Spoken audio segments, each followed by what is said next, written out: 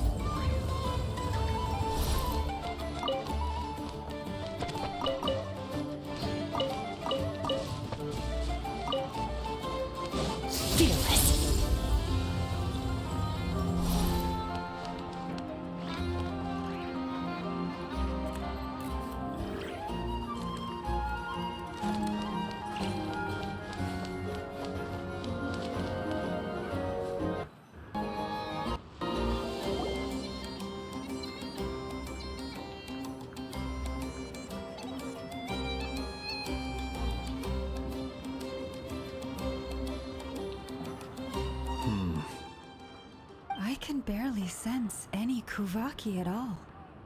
This whole area feels like a soulless husk. Looks like his appetite truly is insatiable. As if the power of that energy cannon wasn't enough. He's not seriously still getting stronger? What's his endgame here? Ah, everyone's here already. Hey, we made it. So, what's going on? We've all been on high alert since we split up a few days back, expecting Rerir to strike again. But it's like he just vanished into thin air. No one has seen him nor found any trace of his presence. That is, until this morning, when a ratnik found signs of wild hunt activity while out here on patrol. As you can see, the crystalline itself is physically intact, but the Kuvaki it contained is all but completely diminished. And we're sure that Rerir did this. Who else? He's the only one who could pull off a stunt like this. Kuvaki loss has reached critical levels. Rächer of solnari set to maximum threat level.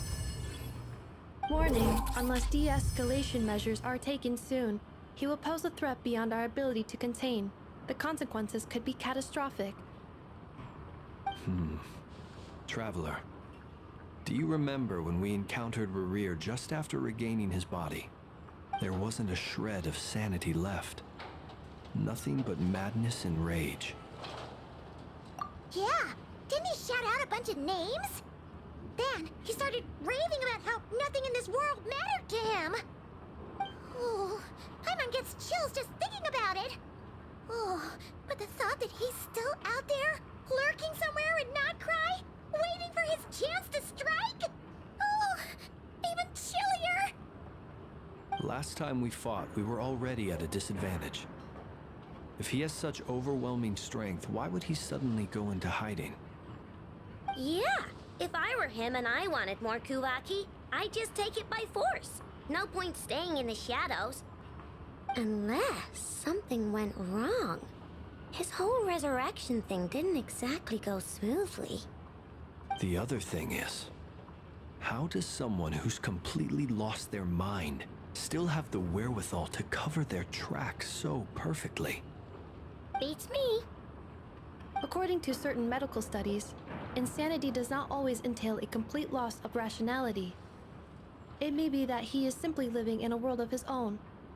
That actually sounds about right. He was ranting away to himself the whole time, like he had zero interest in talking to us. There are many unanswered questions here. He could be right under our noses, and we'd still be in the dark. Besides his name and title, we know little about him. Certainly nothing about his past, or what he might be hoping to achieve. Exactly. And we wouldn't even know where to begin looking. Even Boss hadn't heard of the Rerir of Solnari before all this. I'd be willing to bet that even if we gathered together every scrap of intel in Nod-Krai, we still wouldn't find more than, like, 3 useful facts about him. So, if we do nothing, he'll just keep getting stronger. And if we want to investigate him, we have no idea where to look. Last time we had Marionette and her big robo-buddy to help us, and we still barely held our ground. If we had to face him alone... Paimon's head hurts just thinking about it! What are we supposed to do against a threat this big? Well, I do have a little hunch about his next move. Given that he attacked the quarry, I'd say it's likely he'll target other places rich in Kuvaki. Somewhere like the Eye of Krati, or the Pillar of Embla. One thing's for sure. If we just sit back and let him keep absorbing Kuvaki... A perfectly reasonable hypothesis. However, it is worth noting that these 2 locations are quite far apart. To investigate them both, we'll need to split up. I agree, we should split up. Right now, Rerir's goal seems to be gathering Kuvaki, not fighting us directly. Once we're done, let's regroup on Hisi Island. Wait, why Hisi Island? If I recall correctly, your largest goddess statue was carved from Kuvaki-rich ore, was it not? That's right. Yes, it could well be a potential target of his. I should head back and start evacuating the pilgrims.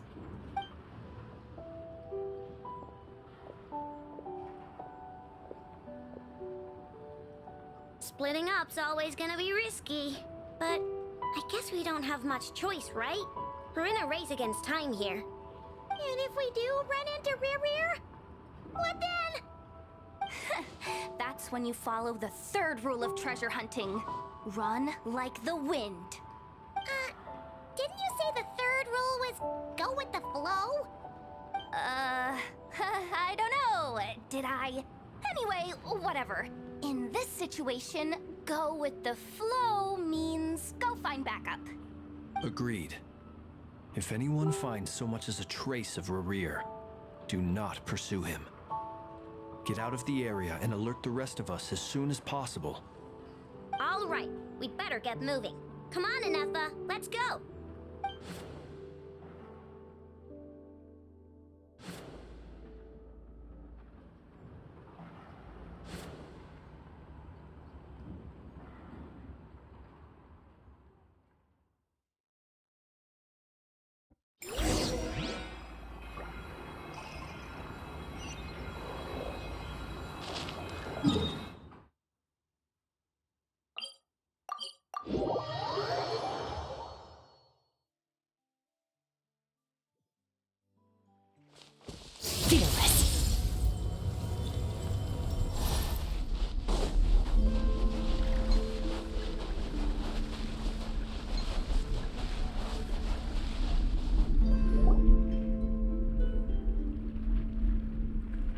Any leads?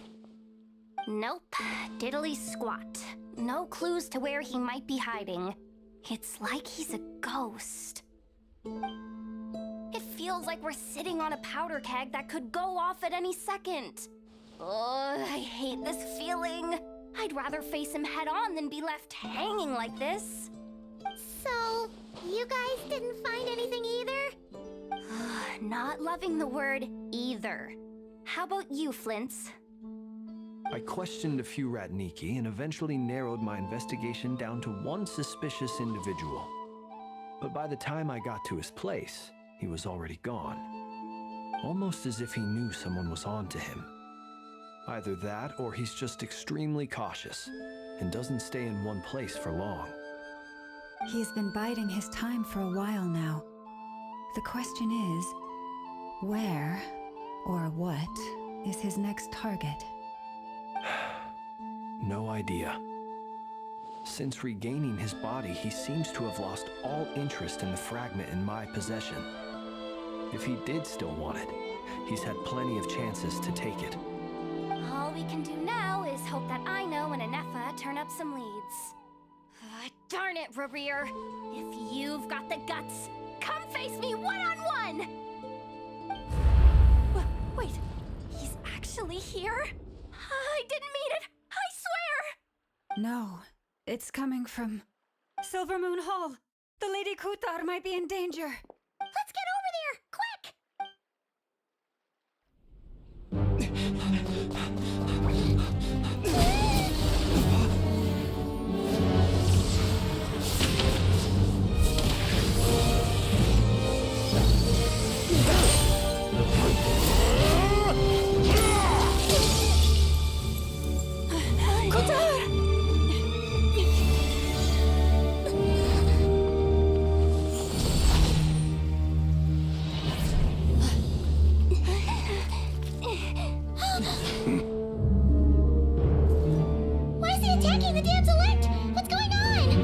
Time for questions. Stop him!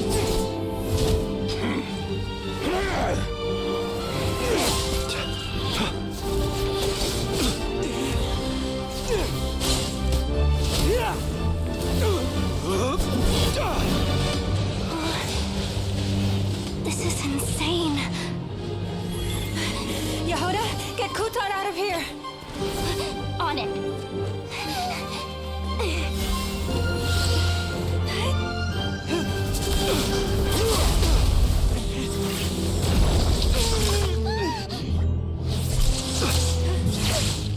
Look where your feeble light has gotten you. Now, you shall plunge into darkness. Felindus, soon, I will find a way. Watch out!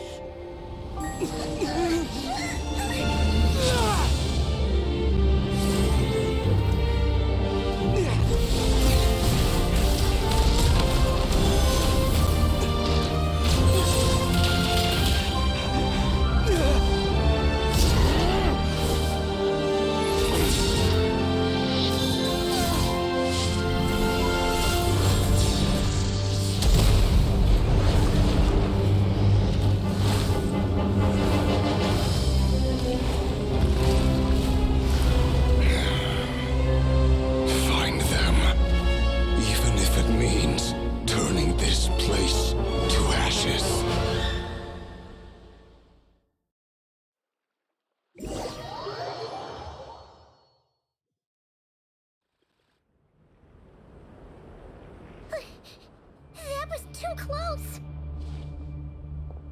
We barely made it out of there alive! What's that guy's deal? How'd he get so crazy strong? He's a threat to this entire nation. I doubt his strength could even be measured by conventional standards. I have a question. When me and Anefa showed up, we saw him chasing after this lady like he wanted her dead. What was that all about? We weren't there for the whole thing either. They were already duking it out by the time we arrived. Yeah, we didn't see how it all started. It all escalated so quickly, we had no choice but to step in. Kutar, can you shed any light on the situation? Kutar. Cross-checking database. I see. So you're the one that the Frost Moon Scions refer to as the Moon Goddess? Wait, she's the Moon Goddess? Oh, no wonder she looks just like all those statues. There are many reasons why people might worship the moon, and just as many why they might despise it. I've never met that person before, but there was no mistaking his deep-seated hostility towards me. Why he holds me in such contempt, I cannot say. But since he hunts the power of the moon, it's no surprise that I am a target. Kutar. There are many potential motives. For instance, you help the traveler escape his grasp. This could be his way of taking revenge. It is also possible that he covets the Kuvaki inside you and seeks to take it for his own. The list goes on. But right now, devising a counter strategy should be our #1 priority. The likelihood of this location being discovered is close to 100%. A counter strategy? We don't stand a chance against an enemy like this. Surely our only option is to run. He's not gonna chase us to the end of the world, right? So as long as we can sneak out of Nod-Krai undetected. No, I can't say that. Come on, Yehoda, this is serious stuff. You can't suggest we all just chicken out. Running is our only option. Huh? You seem surprised, but what other choice do we have? We are facing an enemy we cannot possibly defeat in battle. Well, I mean, yeah, but still. It's not too late. I can distract him, so you have plenty of time to make your escape. Wait, what?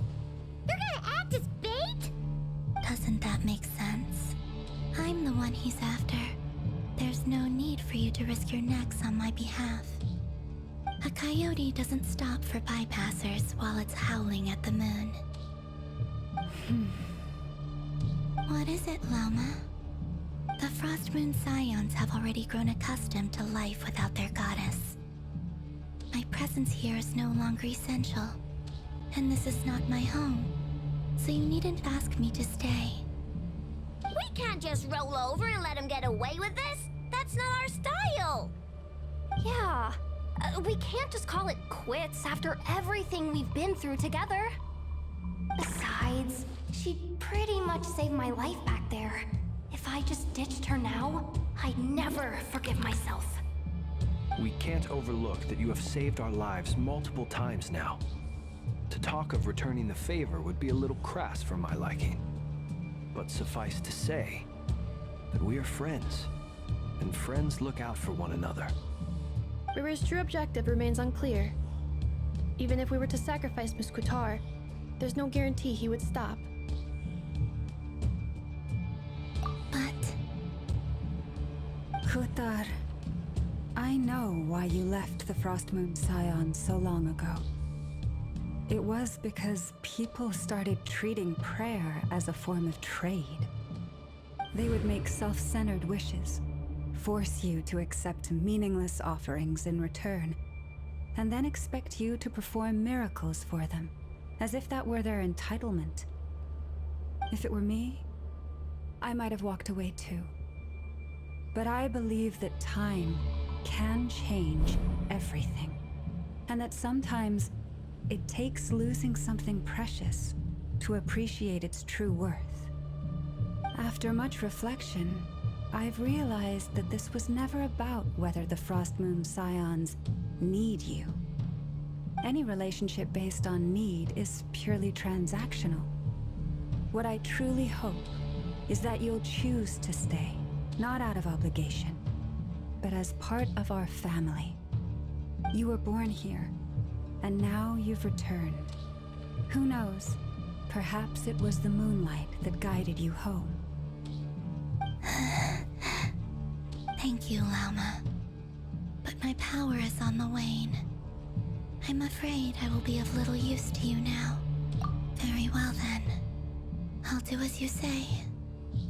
Both times you saved us, we were transported across great distances in an instant. Is that one of your powers as the moon goddess? It is, but I find it very draining. I barely managed to pull it off just now, and it will be rejected by the world. My power is dwindling, like a lake cut off from its source, slowly shrinking away. What do you mean, rejected by the world? The three moons belong to the ancient bygone era in which they came into being. From the moment I was born, the world itself has been steadily sapping away at my strength. The 3 moons are not one and the same. As the goddess of the Frost Moon, I cannot wield the powers of the other 2. Yet moonlight has a way of blending together. Each can reflect the other's glow.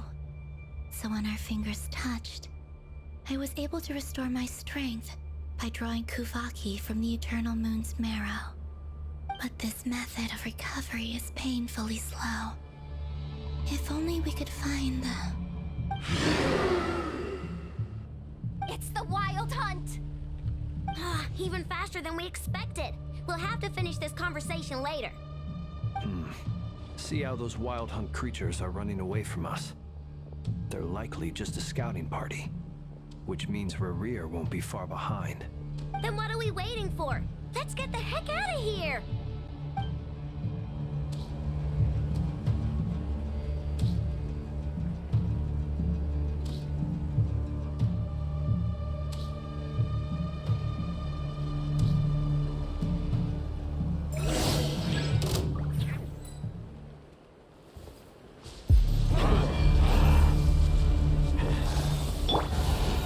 Close your eyes. Observe.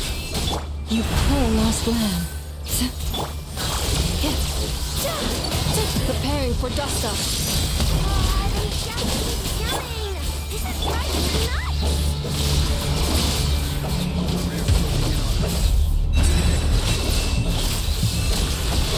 There's too many of them! And this time, we can't fall back on Guitar's house to escape. This goes on much longer. Be silent. Close your eyes. To dust.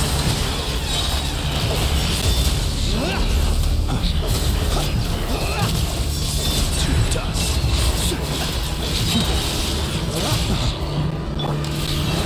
For the everlasting forest. Go claw! Flash attack! Be silent.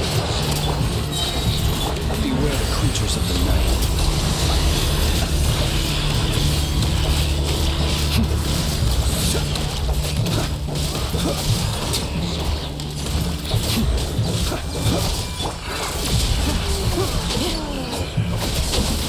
Ultimatum protocol.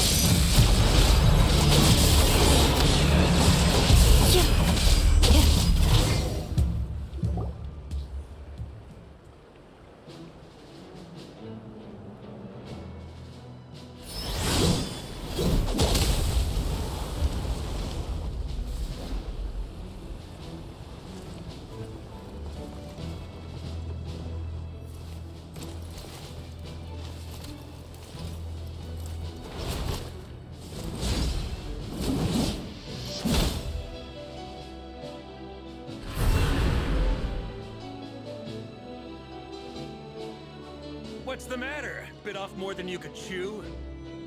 Who are you? Uncle Varka! You're back from Amsvarnir? Oh, you're Varka? Grand Master of the Knights of Favonius? We could save the intros for later. Right now, let's get you all out of this hellhole. Follow me. I know somewhere you'll be safe. Oh, is that where I think it is? That's the one. Come on, move! There's no time to waste.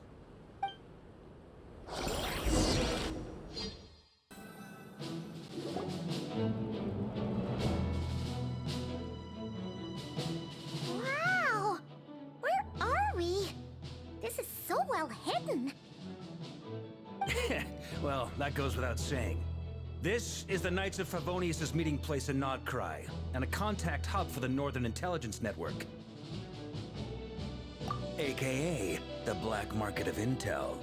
No matter what faction you're with, it's the place to buy and sell information.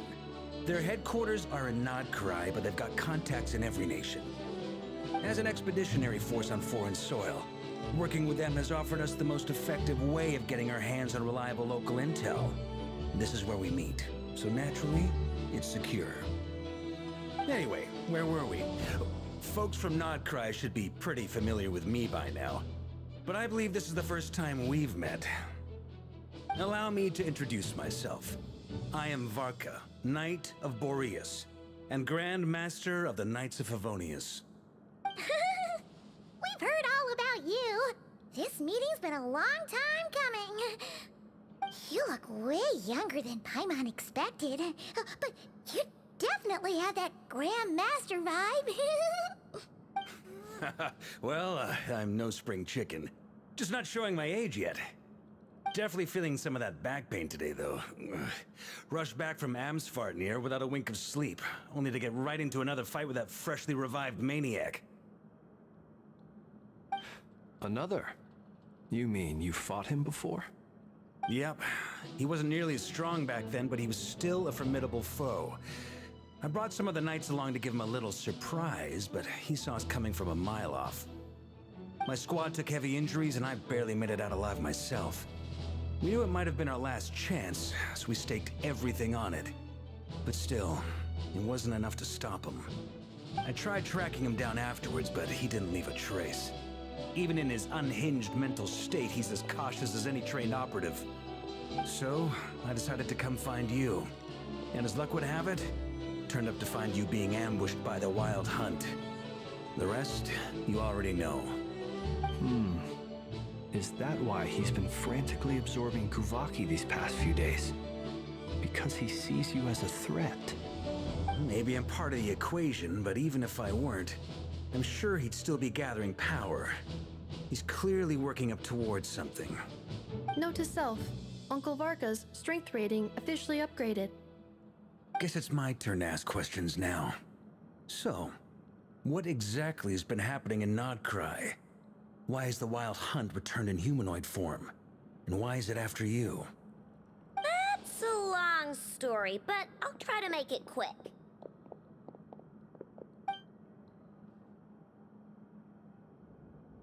Wow, I had no idea so much had happened. Sounds like you guys have really been through it. So, the Kutar is actually a Fatui harbinger. And all this Wild Hunt activity in Nod-Krai is the work of the Rächer of Solnari. One of the that's a lot to take in. Need some time to wrap my head around it all. I'm truly sorry, Mr. Varka. You stood with us against the Wild Hunt and did everything you could to stop it from escalating into a full-blown catastrophe. And then, the one time you're away, it all comes to a head and all your hard work gets undone. You've got nothing to apologize for, Miss Moonchanter.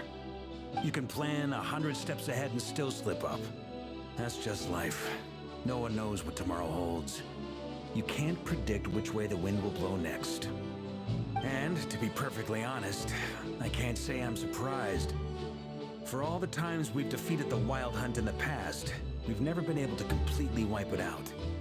Turns out, we were just delaying the inevitable. But now that a new variable has come into play, fate may well take a different course. A new variable? You mean us? Who else? And in a strange way, I think his resurgence might not be an entirely bad thing. The Wild Hunt is like an unrelenting force of nature, but Rerir is an individual with an agenda. He's gotta have a weak spot somewhere. That said, while I was explaining everything just now, some of the points that Mr. Flint's added caught my attention. You mean about our mystery ally? That's right. From what you've said, not only did they lead you straight to some key files, they also shielded Hisi Island from a lethal Kuvaki blast. I don't know who or what could pull something like that off. Heck, even Miss Columbina doesn't have a clue. I hadn't heard the story about those files. Would you mind repeating their titles for me? Wild Hunt Phenomena Log, a Nod-Krai Ratnik's Field Journal, and Kuvaki Survey Log. Oh. No. Still doesn't ring a bell. Another dead end. Guess all we can do now is hope that our mystery ally keeps showing up when we most need them. Still, it's safest to assume they won't be intervening again. From here on out, we'll have to resolve this crisis by ourselves. Your intel also explains something else I've been wondering about. The reason I led my team to Amsfarnir was because we'd had reports about a possible source of the Wild Hunt showing up there. But once we looked into it, it turned out to be a red herring. I don't know who was behind it, but clearly, it served its purpose. I doubt it's by chance that he happened to make his comeback while my attention was diverted. And from everything you told me, it sounds like his scheming began well before his return. So maybe luring me away was all a part of his plan. But is it even possible that he orchestrated all of this by himself? The Moon Maiden and the Rächer of Solnari, Nod-Krai of all places. The way everything is unfolding, it can't be a coincidence. So, what do we do now? Got any ideas? Right now, we've got at least 3 things to consider. Let's go through them one by one. First, we need to figure out how to take down Rerir. If we can't beat him in a straight-up fight, the rest won't even matter. To my knowledge, the bulk of Nod-Krai's fighting force is already gathered here. But even with everyone united, we're still no match for Rerir in his current state, let alone with his power still growing. What if there was a way to tap into a new power of our own? How so? Have you thought of something, Columbina? 3 moons once watched over this world. The Eternal Moon was the largest. The Frost Moon was the brightest. And the Iridescent Moon was the most mysterious. They say that back then, the 3 moon goddesses wielded immense power. Enough to shape the workings of the world itself. I now bear the Frost Moon's power, and the Eternal Moon's marrow resides within the Traveler. Hold on. Are you suggesting? The iridescent moon, the last piece in the puzzle. That's right. If we can find the Iridescent Moon's marrow, I will be able to regain my strength much more quickly. The 3 moons are said to stir the tides and illuminate all things. Perhaps they hold further secrets beyond our understanding. According to my analysis, the solution is feasible. However, it is subject to one major condition. How do we locate the Iridescent Moon's marrow? I know a way, but we will need to visit the Fatui's Experimental Design Bureau. The Experimental Design Bureau? Are you saying we need to involve Marionette? Yes. I must speak with Sandrone. It's a long way from here to the Experimental Design Bureau. There's a high chance you'll be spotted. You shouldn't go alone. Then that's settled. Next up, our second priority. Somehow, we need to figure out Rerir's end goal. As you saw for yourselves, when he was still in his Wild Hunt form, everything he did was for the sake of recovering his body and resurrecting himself. His first act since then, after laying low for a while, was to try and assassinate this young lady. People's obsessions often reveal their greatest vulnerabilities. There must be a reason why he despises the moon so deeply. Perhaps it sheds some light on his title, the Rächer of Solnari. The Wild Hunt has plagued Nod-Krai for centuries now. If we want to stop it for good, we have to get to the root cause of what's driving it. It's true. We still know very little about him. If Kuthar hadn't given us that lead, we wouldn't even know his name. But where would we even start? I doubt even the Intel Queen of Nod-Krai has a clue, and she has info coming out of her ears. Oh? That's a rather hasty conclusion for someone who's so painstakingly meticulous when it comes to dealing with machines. She heard me.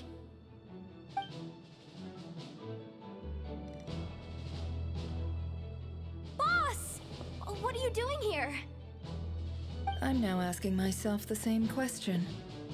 I received a letter from a humble knight of Favonius, requesting a meeting to discuss a major business deal. But it looks like this humble knight had something else in mind. Details, details. Miss Nefer, the important thing is that you've arrived at the perfect time. Since his failed ambush, I've been racking my brains trying to come up with a plan to fight Rerir. Given the severity of the situation, I think it's fair to say that our only chance lies in uniting as one. And I'm talking all the factions in Nod-Krai.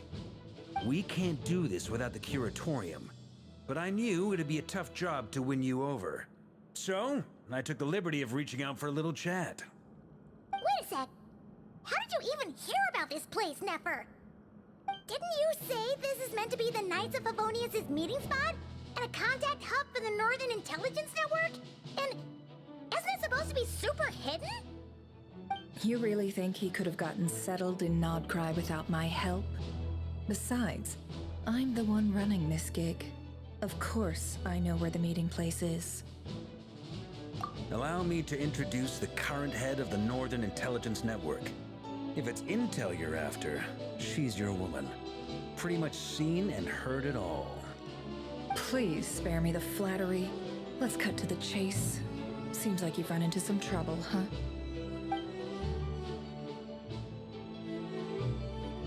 Well, this certainly qualifies as an unforeseen crisis. On behalf of the Curatorium of Secrets, I wish you all the best of luck. So you're just going to sit this one out? Why should I get involved? What could possibly be in it for me? What if we told you we can't do this without you? Oh?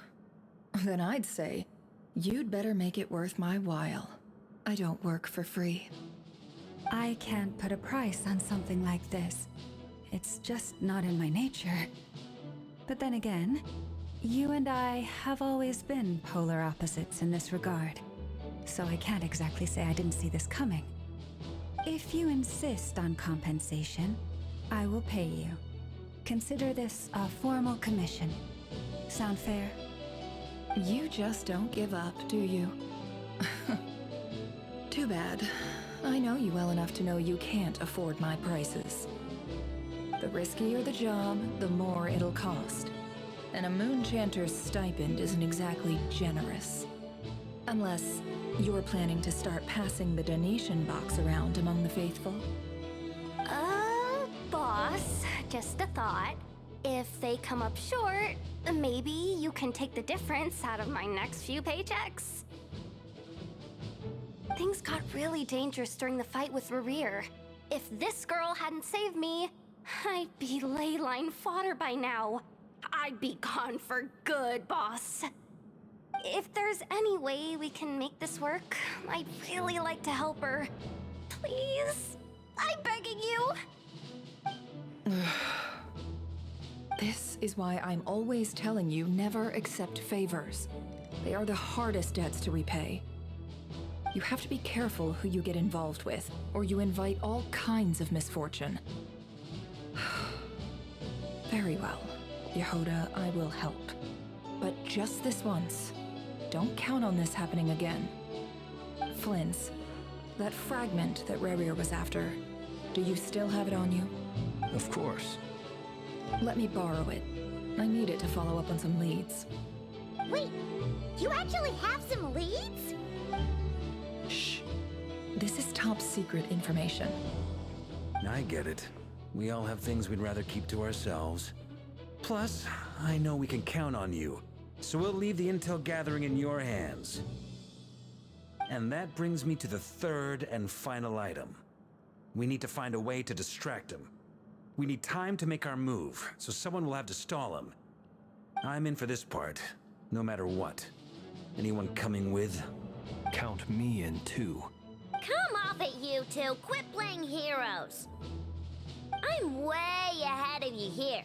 And Nefa did a scan of the Moon Goddess's Kuvaki signature, and we're gonna use it to make some decoys over at the Kramkake craft shop. Anyone who's in, follow me. Once they're ready, we'll deploy the decoys across Nod-Krai. So as long as the rest of you keep moving, he won't catch on to your scent and won't be able to track you down. I like it.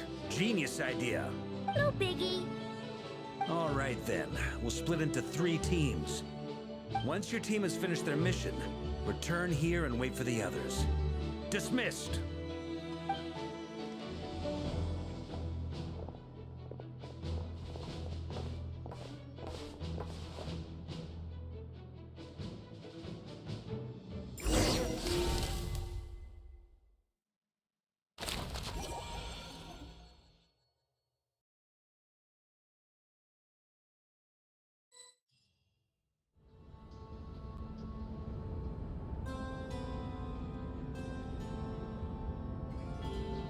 Lady Damselette. Wait, and you two? What are you doing at the Kuvaki Experimental Design Bureau? We've been doing our best to mind our own business lately. But if you're just gonna waltz up here like this, you're seriously pressing your luck. Don't blame us for doing what we have to. Huh. You really think that's gonna scare us off? We're not looking for any trouble. I just want to see Sandrone. Do I need to remind you that you're still a wanted fugitive for deserting us? Out of consideration for our former ties and the crisis we're all up against, we'll let you leave in one piece. But don't even think about trying to get inside. Let them in. But... Are you going to make me repeat that? No, my lady. Sandrone seems to be in a good mood. Must be maintenance day.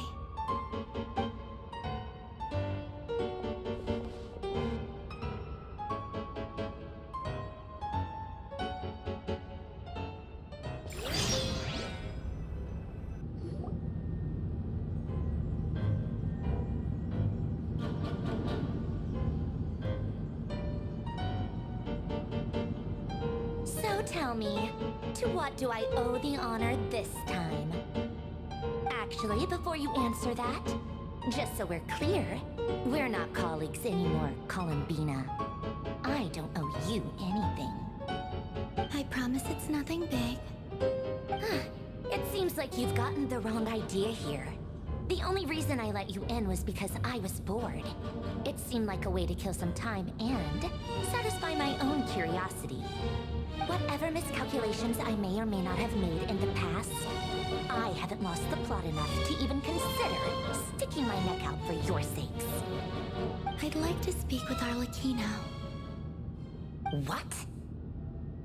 Huh? You mean the knave?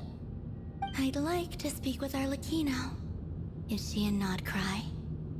No, she's not. Once the work on this facility was completed, she went back with the rooster and Regrator. The only ones in Nod-Krai are me and... What is it you need to speak to her about anyway? Rerir is hunting me.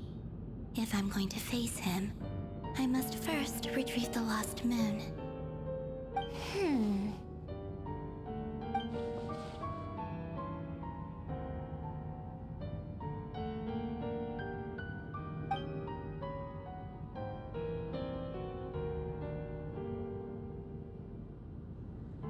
Is that a no, then?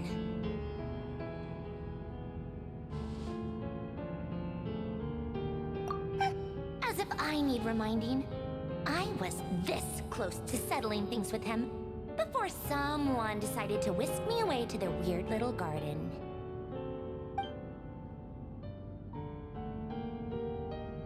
Have you held any tea parties lately? Tea parties? Yeah, obviously. You don't seriously think we'd pack it all in just because you aren't here. If anything, they've been more eventful than ever. Just me, Arlecchino, and a bunch of insolent and sensitive guests who won't stop asking where you've gone. Oh, they've been a real joy. I bet you served them the worst tea you have. Just like you used to do to me when I upset you. Who cares about how good the tea is when there's no one around to drink it? I keep losing people. First Rosaline, now you? I'm running out of people who can make me laugh. Honestly, what could be more ridiculous than a multi-centenarian goddess who's only ever had the plain herbal tea she received as offerings? You'd always brew a different type of tea for me each time. Was it really just to see how I'd react?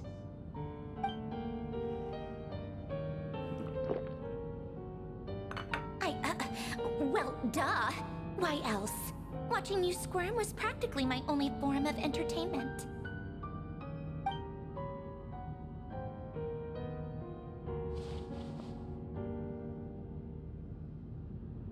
Oh, yeah. And Capitano sometimes used to bring Tartaglia around, too. But I guess we won't be seeing him again.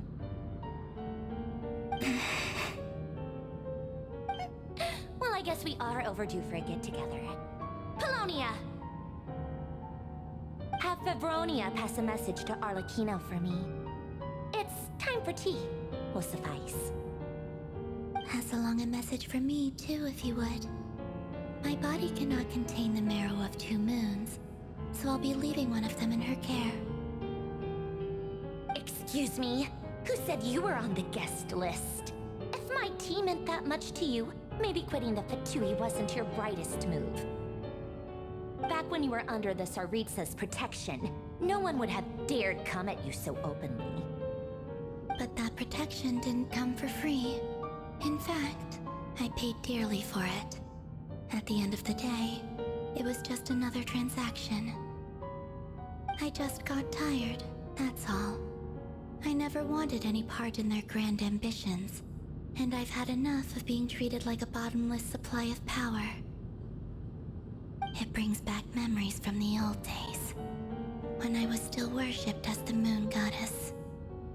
Centuries on, it may be a different group of people, but I see the same greed in their eyes. I figured you'd leave eventually. You didn't have as much of a reason to stay as I do. The Tsaritsa gave you shelter and protection, but that was it. Nothing more, nothing less. Meanwhile, the Fatui demanded everything from you in return, until I get why you left. And frankly, I have no interest in dragging you back just because the higher-ups told me to. But if you keep hanging around with this riffraff, the next time we cross paths, we might be enemies for real.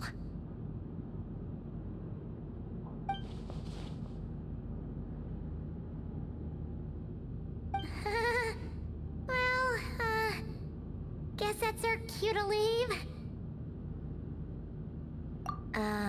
That might be your plan, but it sounds like someone else wants you to stay a little longer.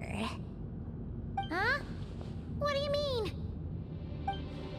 Listen.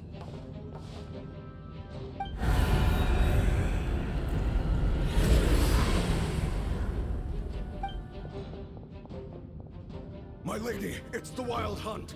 A horde of monsters is headed straight for the facility. Another uninvited guest trying to crash my tea party. Clear the area. I'll handle this. Wait, what? You want us to leave you here by yourself? Huh. You'll be lucky to make it out of this alive. You really think you can afford to worry about me? Go on, get out of here. You may have stopped Polonia from crushing him last time, but I've made sure that won't happen again. The entire Experimental Design Bureau is rigged for war.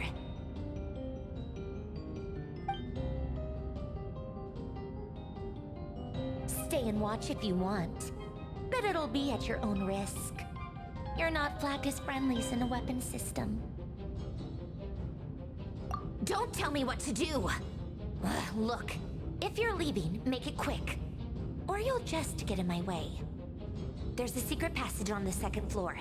It'll take you right to the plains out back. Stare all you want, Columbina. You're not getting another invitation to my tea party. I know. But thank you anyway, Sandrone. This is exactly why you shouldn't hang around with those people. All their melodrama and sentimental nonsense is rubbing off on you.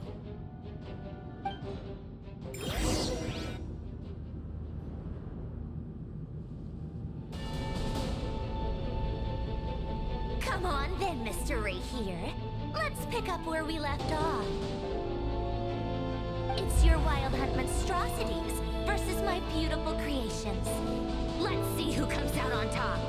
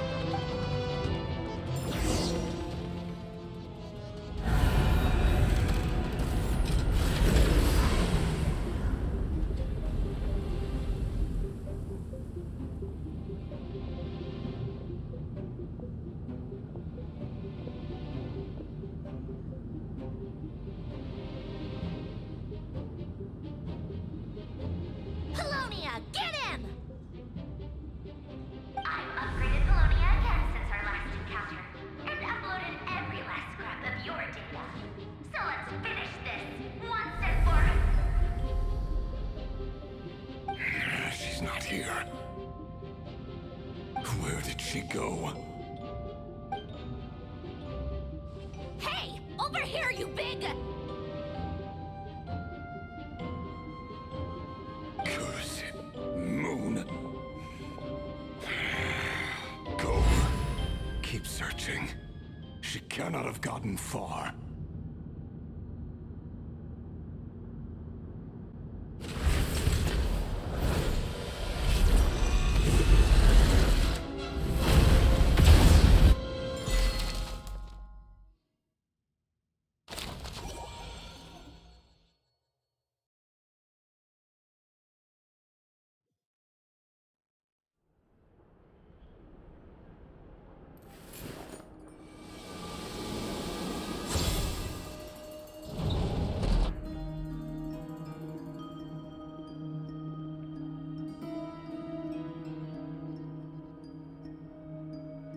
So this is your method for investigating Rerir's past. It almost looks like some kind of ceremony. Good deduction. But it's quite a different affair from what you're used to with the Frost Moon Scions. Whoa! First time I've ever been in here. Boss always said it was off limits, so I pictured some kind of creepy dungeon. But it's... Oh, I guess this must be Sumero decor? That's where Boss is from. And that nice shopkeeper who sold me my treasure compass.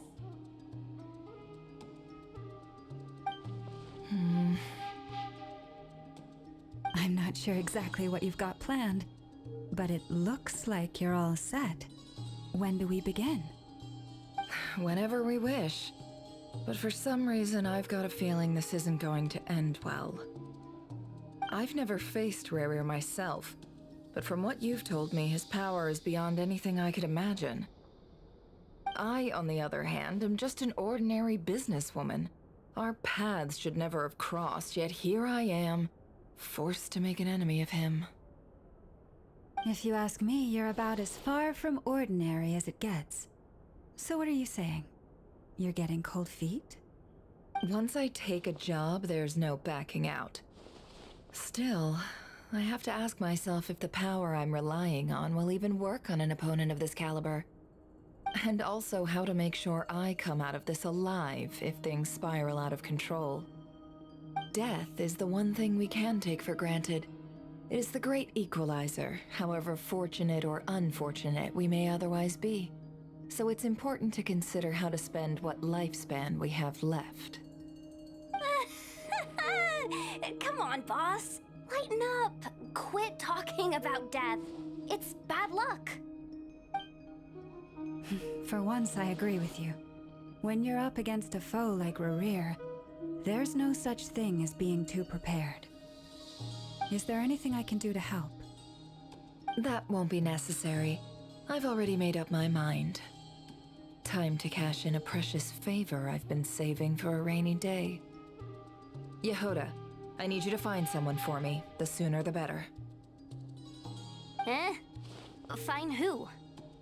That shady merchant who sold you an overpriced treasure compass the other day.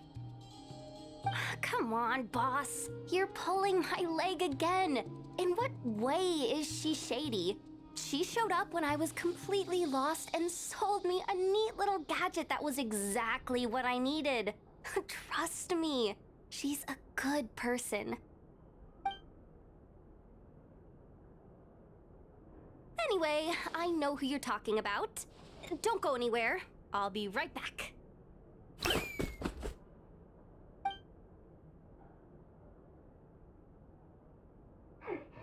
Quit's grabbing me. I genuinely can't run any further.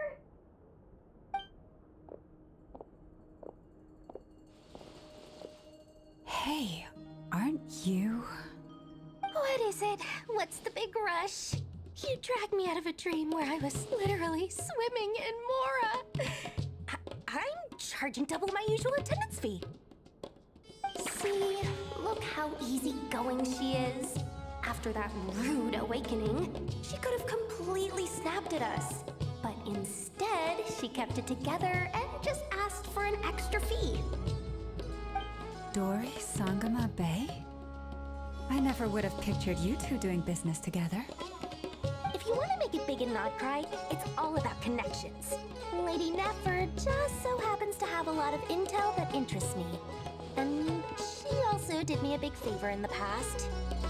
It was back when I first arrived in Nod-Krai. My trusty assistant, the genie in my lamp, had an adverse reaction to the Kuvaki and fainted. And when you know it, that's when I suddenly find myself in a life-or-death situation. Good thing my compatriot was there to swoop in and save the day. I've been giving her a 30% discount off all of my goods ever since. Now, so that no one here feels left out, I'm willing to extend a 20% discount to fellow friends of Boss Nefer. Plus, any other friends you send my way will enjoy 10% off. What can I say? The great Lord Sun in the Bay is nothing if not generous. So, let me guess. You've run into some trouble? I've got everything you could possibly need. And the more you buy, the more you'll save. You guessed correctly. What have you got in the way of survival gear? The one type of gear I've never been short on. What are you looking for? A jetpack fresh from the Academia's labs? An ancient suit of armor dredged up from the bottom of the sea? At the very least, I need to know what kind of opponent you're dealing with here. If even you're worried about staying alive, it must be pretty serious.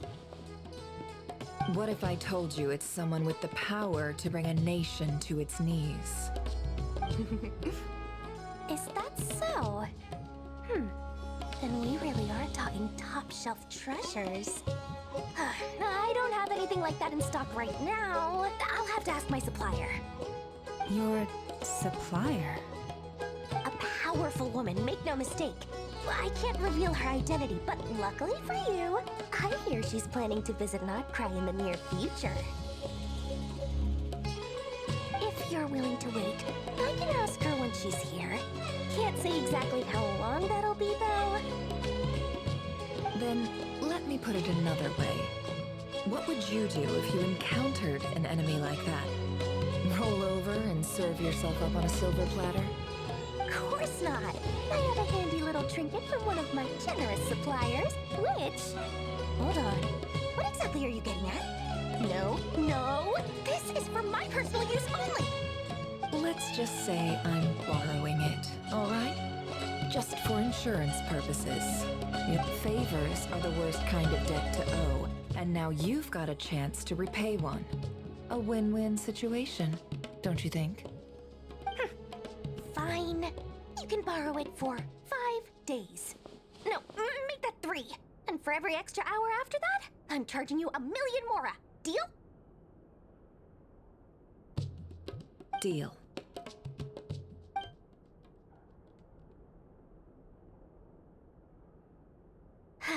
What a way to start the day. Now, was there anything else you wanted? Or can I go back to bed now?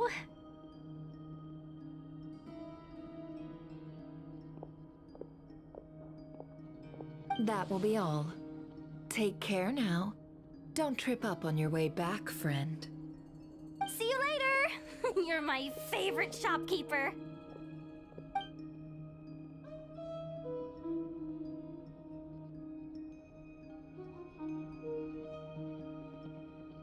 Excellent.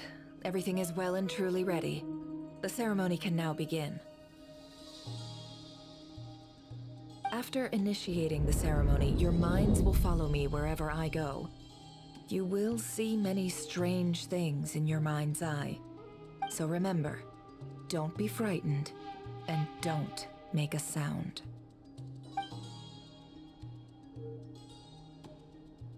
Now then, let us peer into the Rächer of Solnari's past.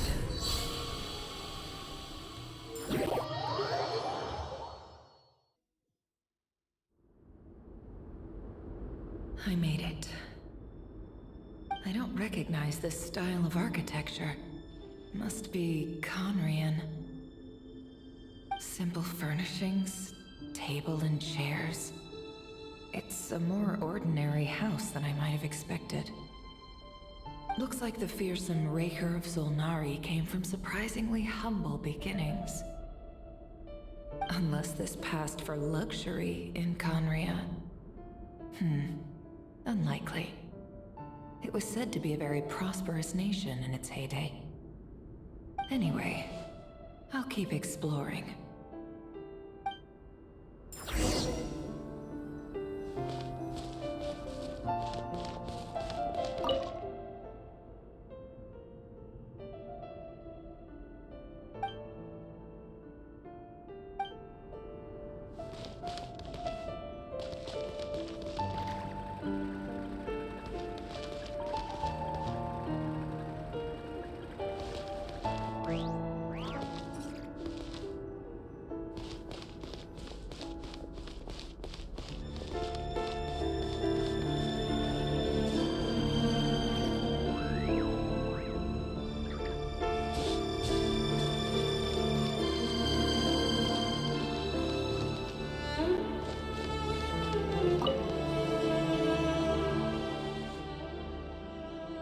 Hi, Rerir.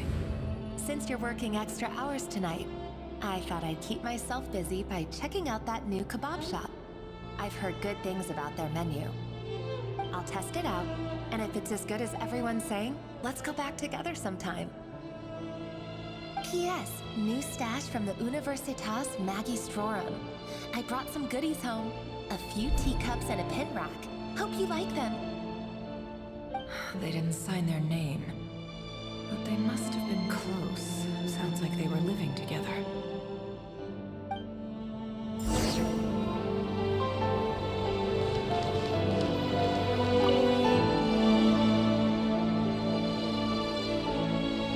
I went over to Joseph's for drinks today. They have a fine collection, but I went alone. Felindis was tied up with something and couldn't make it. Joseph asked why I came alone, but I didn't really have an answer. He then went on to ask about other things. If you ask me, someone who asks that many personal questions is too nosy for their own good. But if he invites me again, chances are I'd still go. Felindis. That's the same name Rerir mentioned. Crane imports keep falling. If things don't pick up, we'll soon be back to meat and mushrooms only. Honestly, I'm not a huge fan of that new type of mushroom everyone's been into lately. Didn't it start out as a lab-grown variety? I heard it's even mildly corrosive. Seriously, why would you even eat something like that? I don't care if it's an impressive feat of alchemy. That just isn't the kind of thing I like to eat. Grain has to be imported, and they're eating a diet of mostly meat and mushrooms. Could it be because Conria is underground, so it doesn't get much sunlight? That would explain why they use so much stone in their buildings. They even use alchemically modified strains for food. Seems like the people of Conria don't have many options when it comes to dining. I've just about saved up enough now. Time to buy it and keep it somewhere safe. Making a big purchase. I wonder what it is.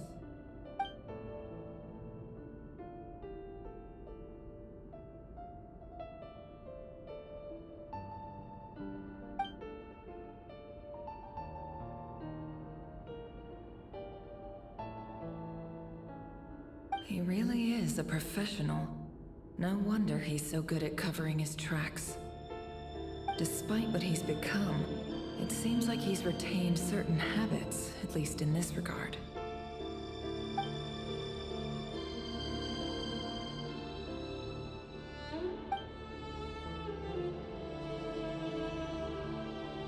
Did Rerir rip it out himself?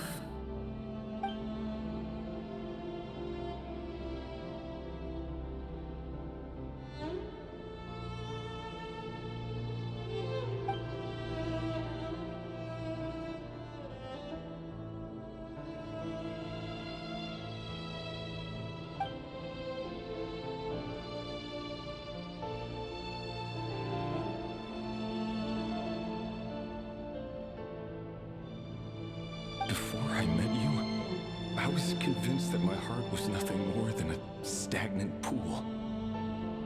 The burial place of a fallen moon. A withered, windless grove where the waters rested forever unrippled. was you who helped me see that my heart hadn't entirely withered away. This is just trivial sentimentality from the looks of it. Why would he go to the trouble of hiding that? The burial place of a fallen moon.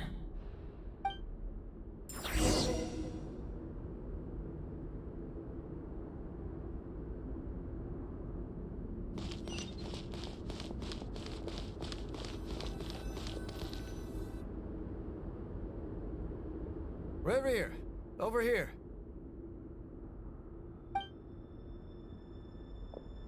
Dane!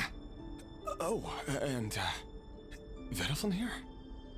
What a surprise to see you here, sir. Hello there, Rerir.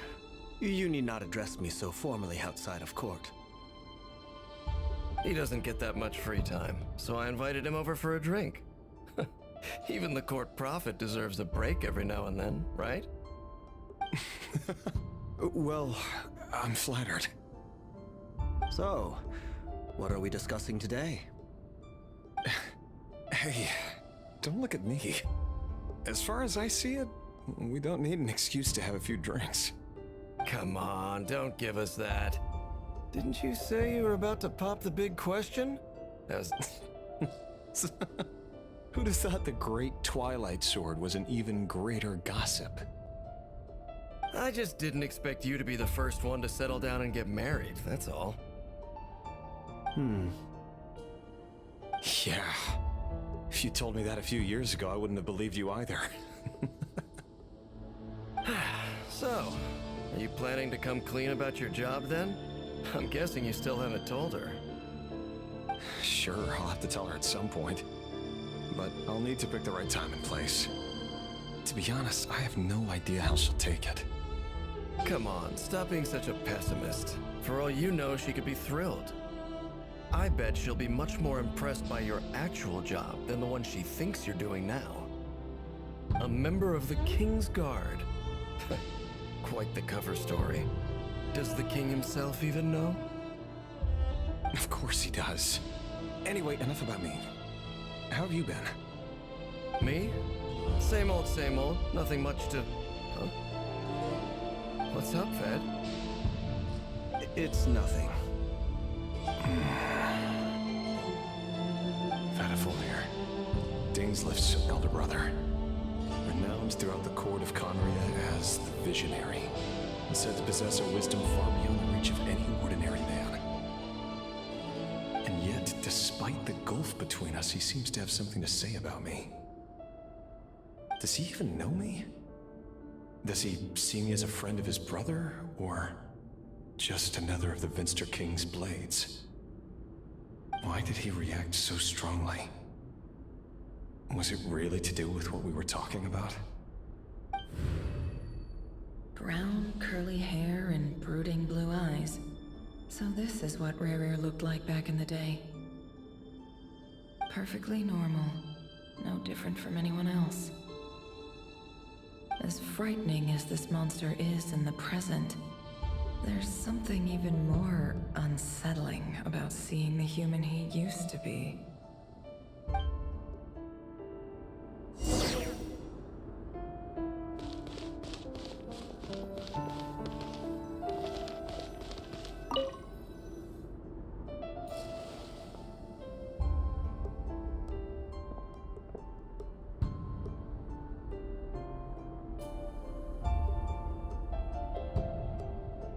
Felindis?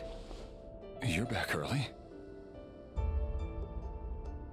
Our equipment's being serviced today, so I got off earlier than usual. How's your day been? Aw, why the long face? Is something the matter? Has your boss been giving you a hard time again? Went for a drink with Dane and the others after work. Isn't that a good thing?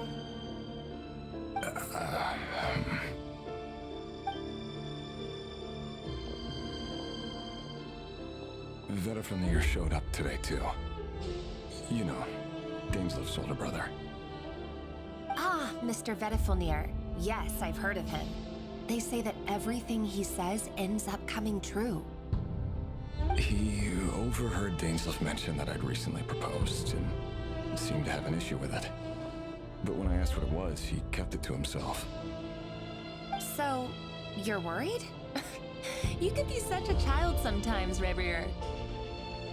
We're nobodies. Why would the visionary be concerned about us? I'm sure someone in his position has much bigger fish to fry. Maybe you're right. You worry too much, Rerir. We've been together for ages now, and everything's been going so well, has it not? You've even proposed to me. So, you do remember. Tell me then. What's your answer? Like I said, I need some time to decide.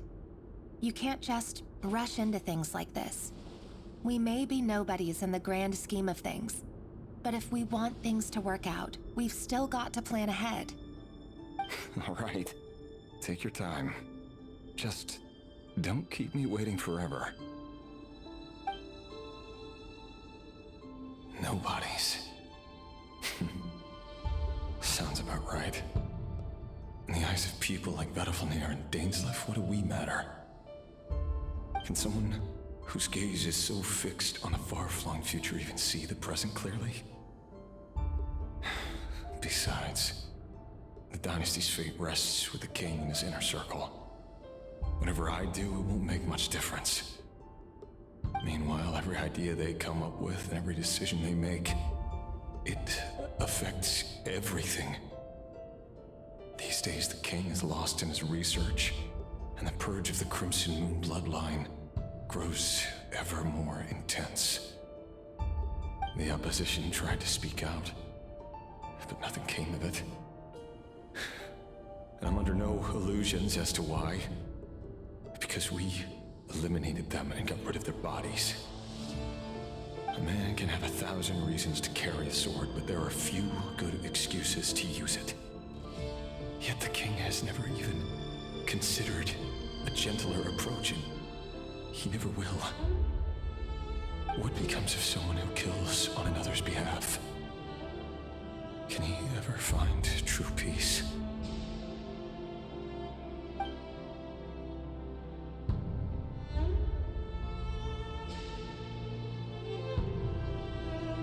Thalendis,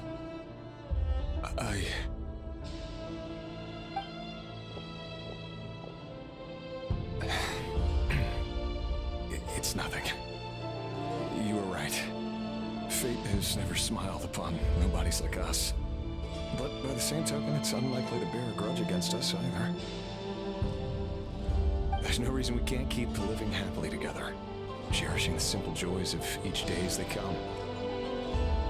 See? You just need to stay positive, Rerir. I can feel your warmth, your breath. You're right there, right by my side. Just seeing you makes me happy in a way I can't explain, and that's something that no one could ever take away from me. So smile, my love. Let go of that frown. You're right, Thalendis. I've just been overthinking things. That's better. Getting caught up about things like this will only ruin our evening. Speaking of which, all set for the ball tonight? I need to go get ready. You go ahead. I just have a few things to take care of, then I'll come join you. Even busier than the big shots, huh? Fine, I'll go get started. But don't be late. If you keep me waiting too long, I won't be a happy bunny. Relax. I'll be there. Seriously, though, you drive a hard bargain. You're really gonna leave my proposal hanging and still expect me to take you to the ball? Well, that goes without saying. I already told everyone I'd be coming with a dance partner. Besides, they're two completely different things. Let's take it one thing at a time, all right? All right. White outfit it is. It seems like Rerir was deliberately hiding his ties to the intelligence services by giving the impression that he was just an ordinary member of the Venster King's Guard. He clearly doesn't want his would-be fiancée to know about his other life. Then again, that's hardly surprising. People in the intelligence trade rarely do. Who'd have thought we were in the same line of work? Let's dig a little deeper.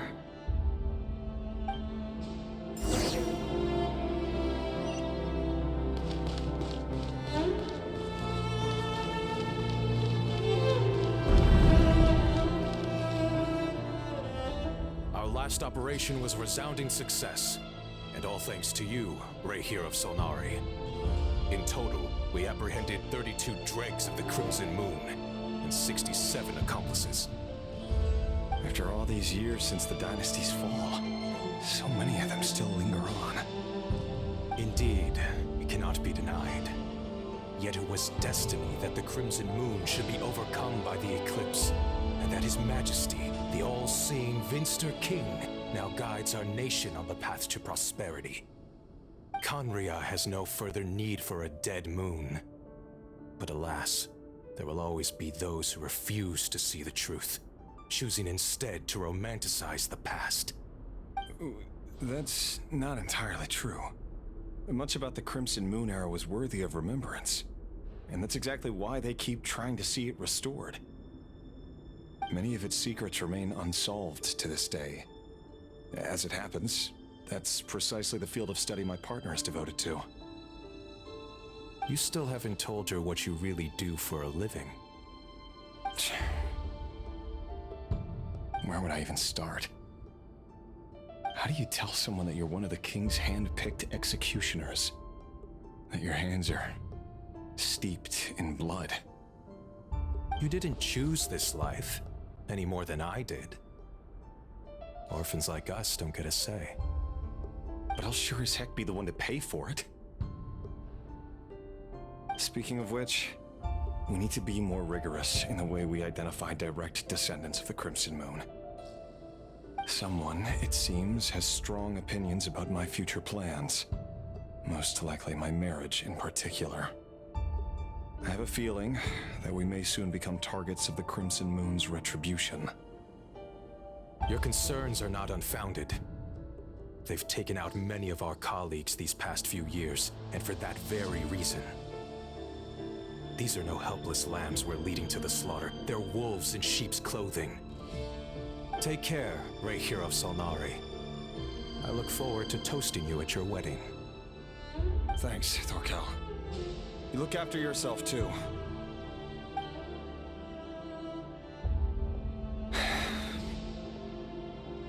Thelindis, I never wanted to keep this from you. You're the last person I would ever want to lie to. But that's exactly why I can't tell you everything. There are things you shouldn't know. Things you cannot know. The moonlit dynasties are a thing of the past. Yet even now, with the sun shining high in the sky, there are those who would call forth a dead moon's ghost. Could that be why Vedalfnir held back?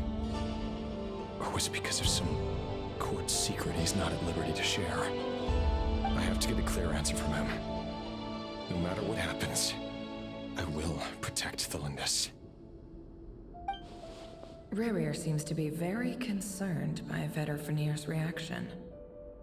Vedalfnir and Dainsleif, the Visionary and Twilight Sword.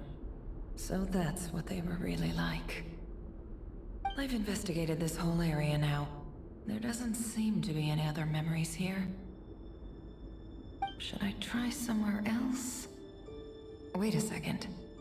What's this black smoke?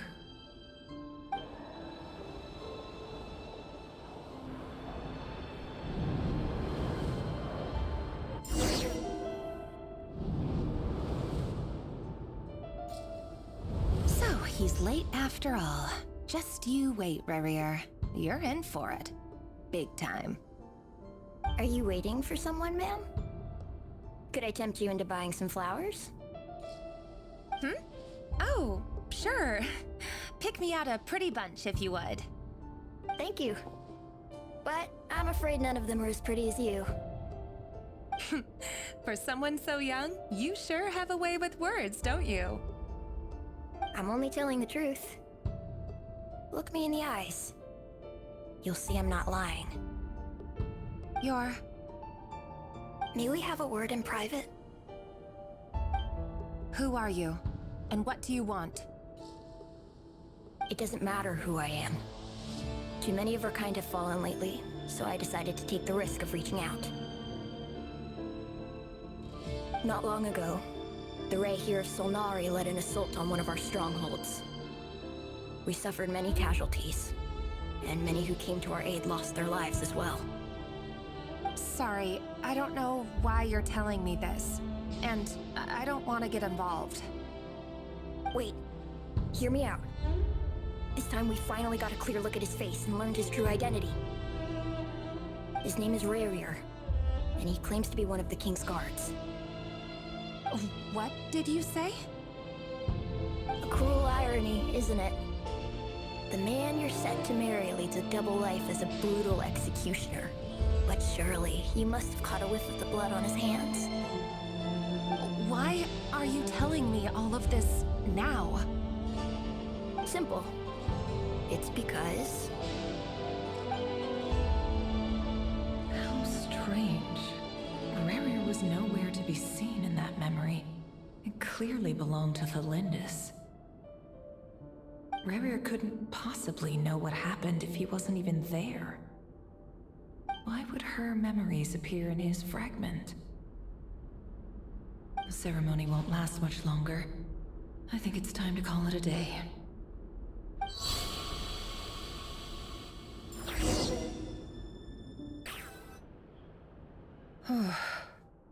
So that was your doing? Did you just pull us inside Rerir's fragment to spy directly on his memories? Any more questions, and I'll have to start charging. I had no idea you could do that, boss! Seriously, that was amazing! We're not worthy. We're not worthy! I gotta admit, though, I'm itching to see what happens next. Feels like we barely scratched the surface. I'm just as curious as you are, but the ceremony only allows for limited time inside. That's all we can see for now. Luckily, we managed to learn quite a lot. So far, so good. I just hope the others are doing okay too. Especially the group with the Traveler. Their mission is a risky one. Let's hope it's all going smoothly. If you're worried about them, go see how they're doing. If I know Boss, she's gonna need some time to write up all the details and make sure it's all coherent. I'll stay behind to lend a hand, but feel free to head back and meet up with the others.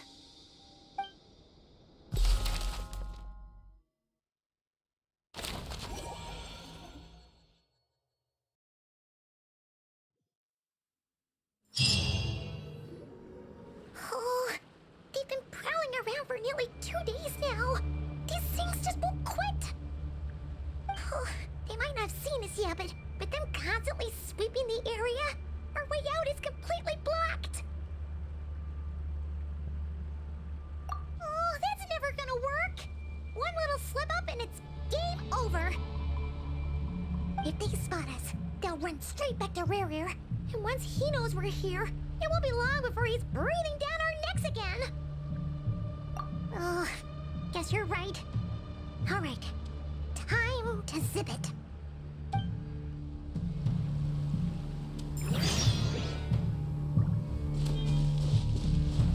Hide! We almost got spotted! Phew, that was a close call.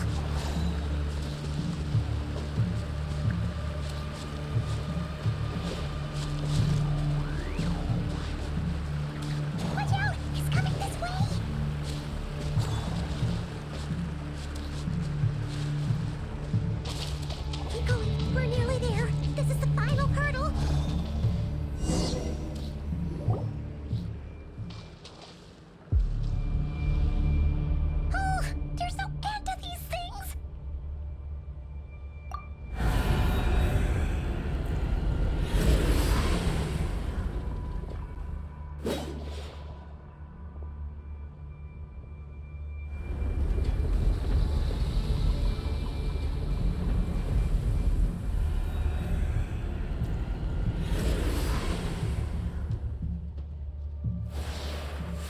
fire.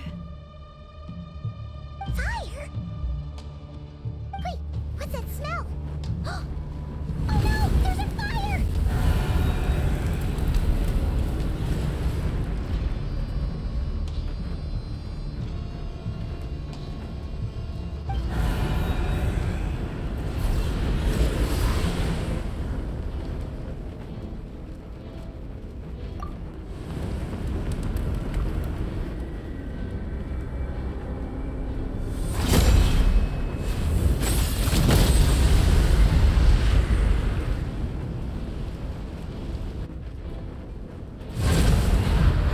Sandrone was right. You look weak, Columbina. The old you would never have let such lowly creatures bar your way. Word has it that you did something for the Tsaritsa, and that's why you've lost most of your power. Freedom comes at a heavy price, doesn't it?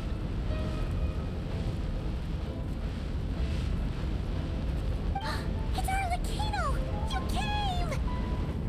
Hello again, Columbina. And greetings, guests of the House of the Hearth. It's been a while, Arlecchino.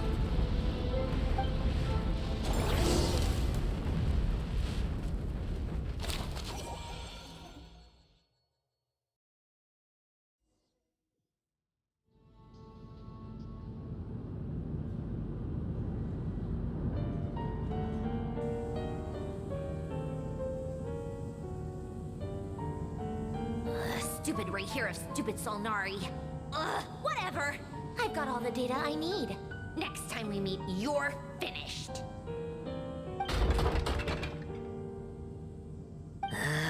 He sure doesn't pull his punches. Excuse me, do you need a hand? You can do me a favor by staying out of my way. Can't you see I'm busy? Wait a minute. I recognize that voice. Hello, Miss Sandrone. Father sent us over to help. Huh. How considerate of her. Hey, Fremine, get over here and help me fix this. Lenny, you do your thing. Just keep your sister away from my machines. Nearly every machine that cat girl touches ends up going haywire. Go put her on cleaning duty or something.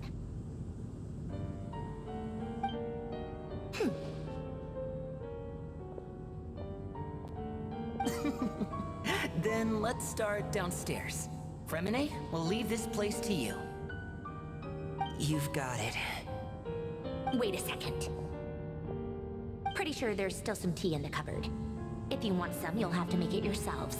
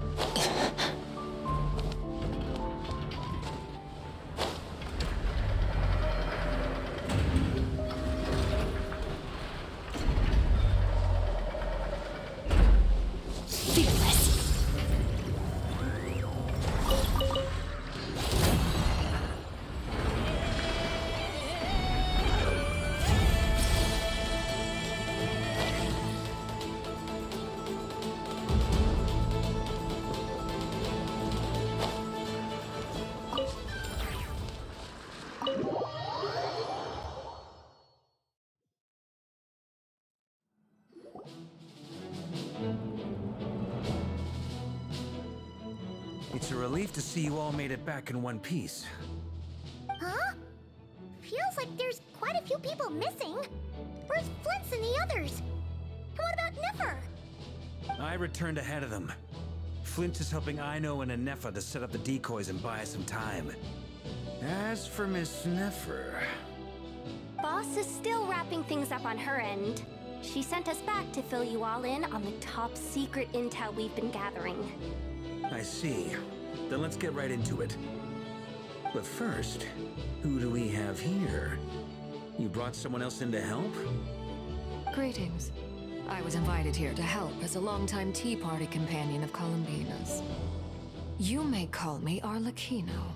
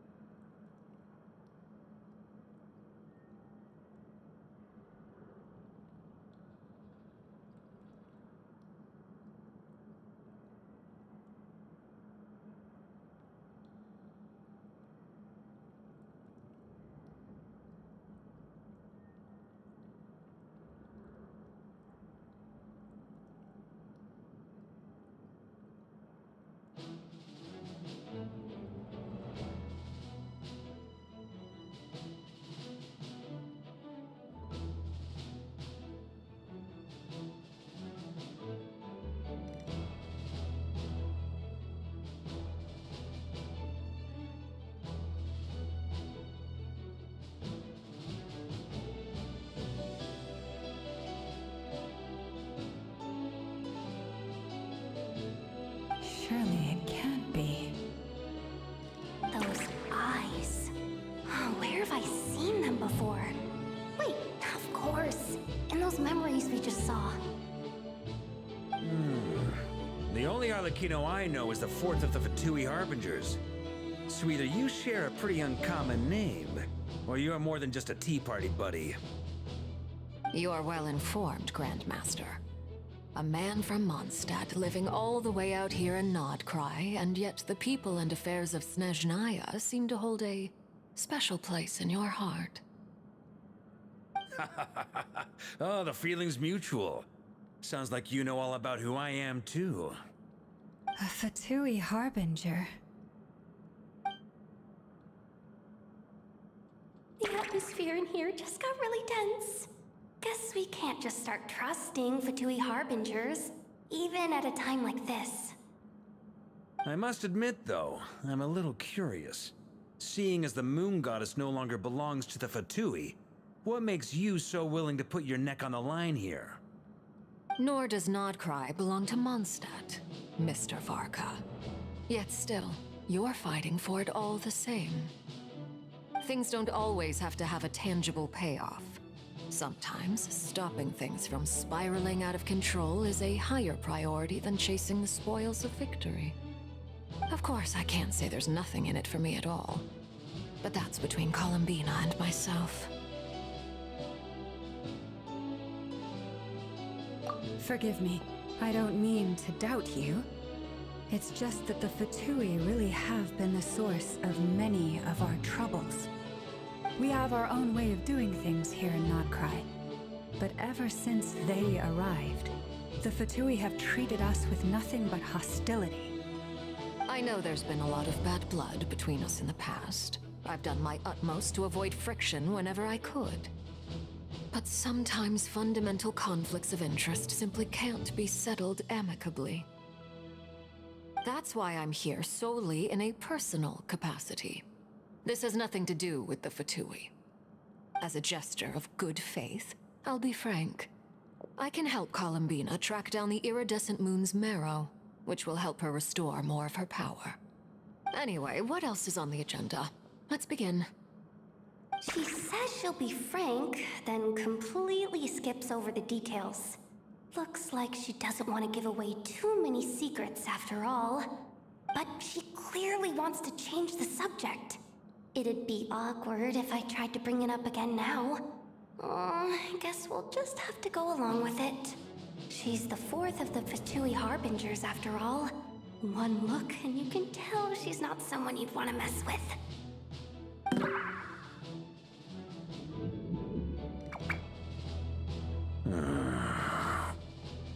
Well, since Miss Arlecchino sounds confident in her ability to handle that, we'll proceed to the next topic. Yehuda, time to share that top-secret intel. All right, listen up, everyone. First, we now know that Rerir was originally a Conrian secret agent whose primary mission was to hunt down and assassinate the so-called Dregs of the Crimson Moon. The Dregs of the Crimson Moon? Mm-hmm. In the memories, there was a lot of talk about the Crimson Moon and Eclipse, and a whole bunch of other stuff from the time of Conria.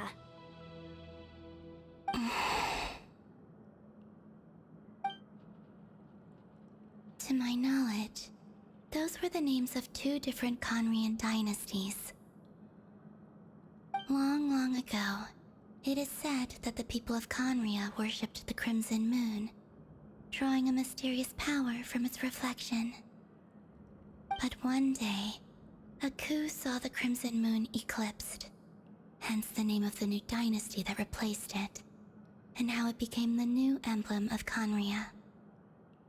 Still, long after the Crimson Moon dynasty had fallen, the last ruler of the Eclipse dynasty, the Vinster King, still coveted the secrets it left behind.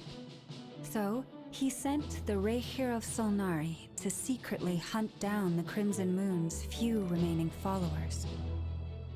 In those days, Rerir showed no signs of madness. In fact, he was as normal as any other person. Oh, what's the matter?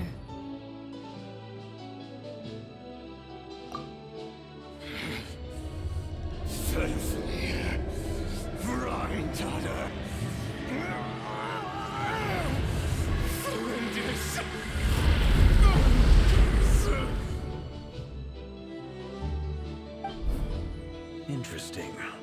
Anything else? What about this would-be fiancé of his? Do we know? Well, she was a researcher at the Universitas Magistrorum, but it felt like she was hiding some kind of secret. Oh, and one more thing. For some reason, Rerir's fragment also contains some of Thelindis' memories, though only a very small portion. Well, no shortage of potential leads, I'll give you that. In any case, it sounds like we can conclude that while Thelindis was still around, Rerir appeared to be lucid and quite normal. Thelindis, it seems, must have been the one thing in this world that he couldn't let go of. Tell me though, were these pure-blood Conrians we're talking about here? Why do you need to know that? Hold on. If she was a pure-blood Conrian... Oh yeah! Just like how it was with the captain! If we could somehow find her, do you think there's any chance Rerir might regain some of his sanity? It's possible, but it would take a miracle. We can't pin all our hopes on that. That merchant who never knows, Dori Sangama Bay. Maybe we could hire her to look into it. All right then. Let's keep working in our separate teams. Traveler, Paimon, Kutar, and Miss Arlecchino will go look for the iridescent moon's marrow. As for the others... On the way over here, I noticed that the wild hunt monsters had grown even more frenzied in their search for Kutar. At this rate, the people living here will be in grave danger too. So I'm thinking of gathering together some of our followers to go wipe them out. I'll head back to the Curatorium and meet up with the boss. Feels good knowing we've all got something to be getting on with. Given that the Wild Hunt has been a lot more active lately, the Lightkeepers have likely begun their own operations too. If that is the case, someone will need to pass the news on to Flint's. I'll hold the fort for now, then discuss our next move with Flint's, Ino, and Anefa when they get back. All right then. Well, the clock's ticking. If that's everything, we'll be on our way. We'd better get moving too. We'll try to buy you as much time as we can. Relax. Just do your thing. Now, I decided to call in some backup since things are getting so hairy. Our reinforcements should be here any minute now. Stay safe, everyone. Dismissed.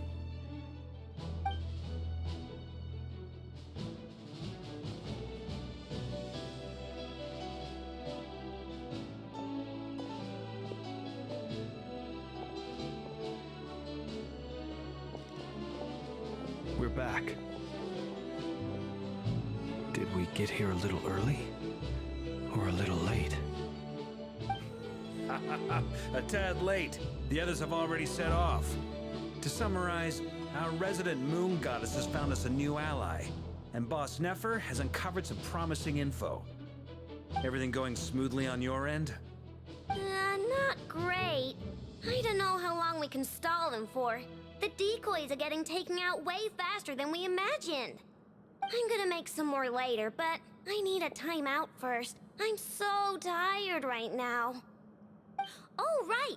Nefa, could you fill in Uncle Varka on what we just discussed with Flins? Sure. Uncle Varka, you previously told us about how when you went to investigate a source of the wild hunt in Amsvartnir, you discovered that it was just a diversion. But according to Flints's intel, several outbreaks of the wild hunt had already occurred in Nod-Krai in the period leading up to that. That was before Rerir had regained his body, when he was far from regaining his full strength. In other words, in theory at least, he still lacked the means to act in two places at once. Flins, with everything that's been happening, the Lightkeepers across Nod-Krai are rallying to fight back against the Wild Hunt. I know, I'm sure you're capable of coming up with something far more effective than decoys. But for now, you should stay here and get some rest.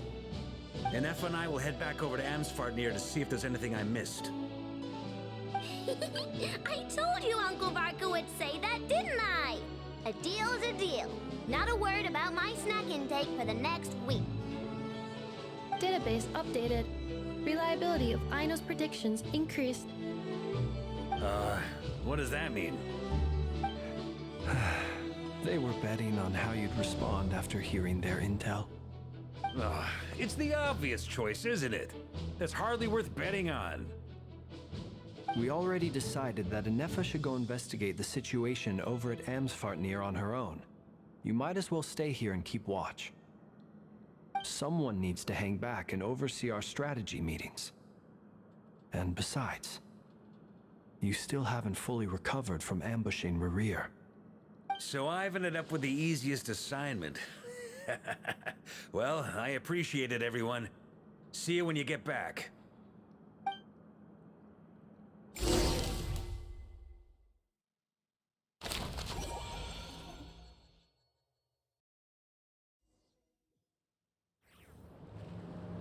Fearless.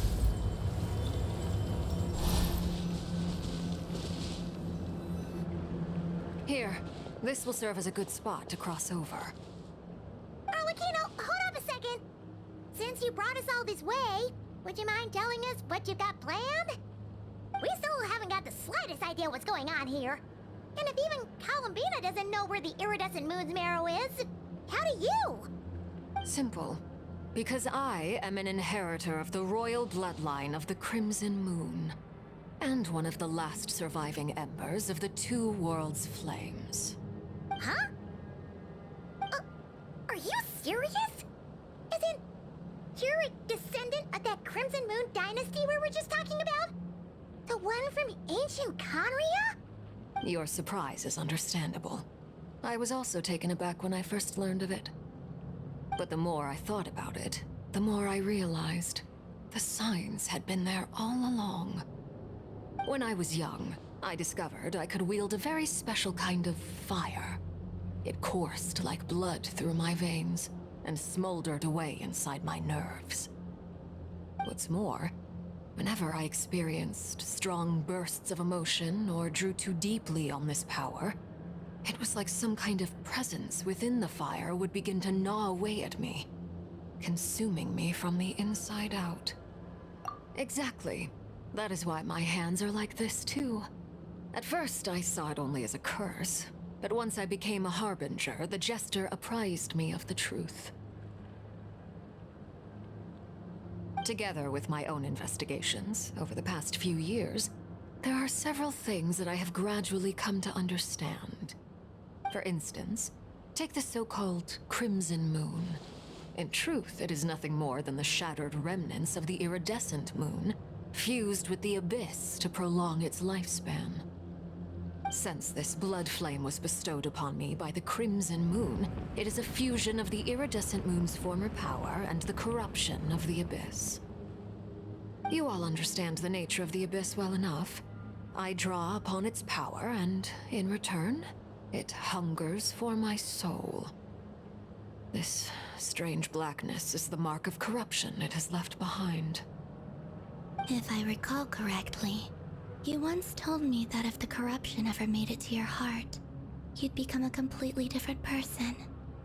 Yes, and that's the reason I'm always careful not to push my power too far. It's essentially a never-ending tug of war. Oh, sounds intense. Anyway, the rest of my story can wait. Is there anything else about the Crimson Moon or the Iridescent Moon that you're unclear about?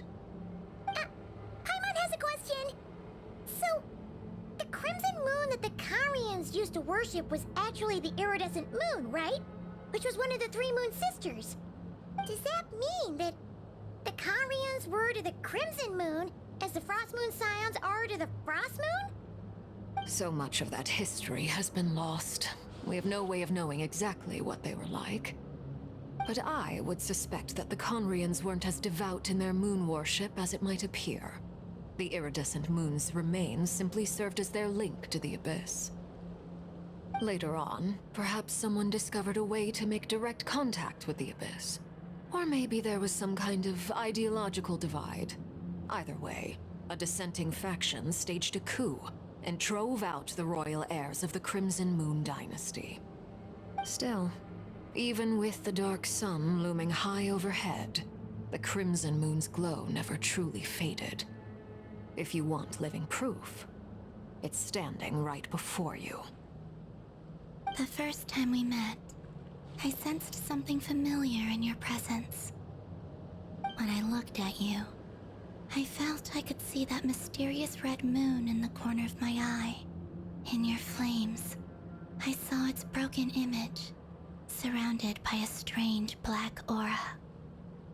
Well, I appreciate that you kept it to yourself.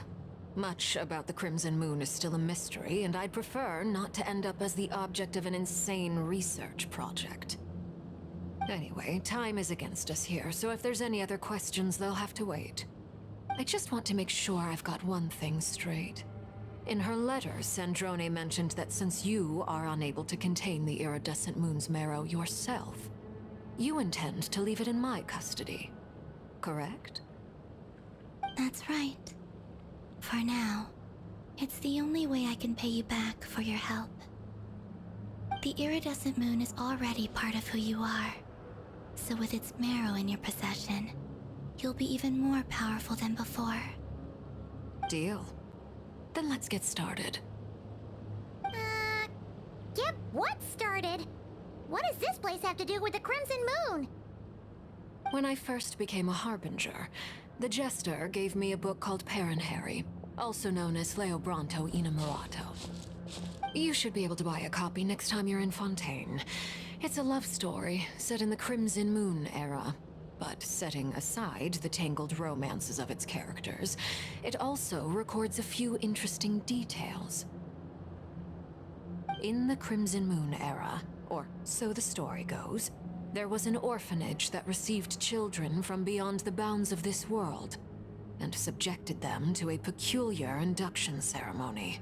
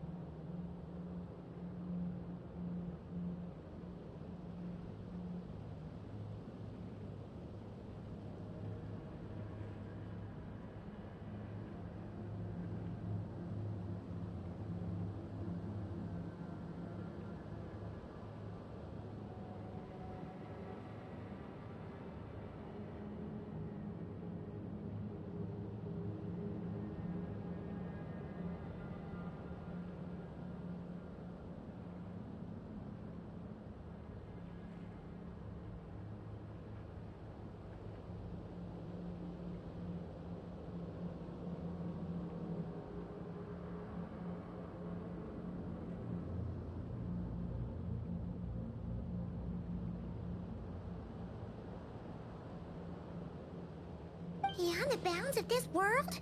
For real? And what kind of induction ceremony? The Crimson Moon Sages looked beyond this world for beings with powers that surpassed the gods. But fearing they might lose control, they subjected these children to a process of refinement. They made these children crawl up a fireplace and kept asking them, "Have you died? Did you see it?" Until they finally admitted to having died and seen a crimson moon. The adults embraced the children who passed the ritual, telling them, "Within the fireplace, you have traversed the flames between two worlds. Here and now, you are born anew." The book leaves much unsaid, but I suspect that this was their way of branding the children they had enrolled, leaving an indelible mark upon them so that they would forever live in the Crimson Moon's light. That explains why I can't sense the Crimson Moon's marrow in this world. It makes sense that it would be sealed in a special space that can only be accessed temporarily through some kind of ritual. There's no fireplace here. Do you see a chimney anywhere? Oh, are we supposed to build it ourselves? Okay, fine. Paimon will go find some bricks.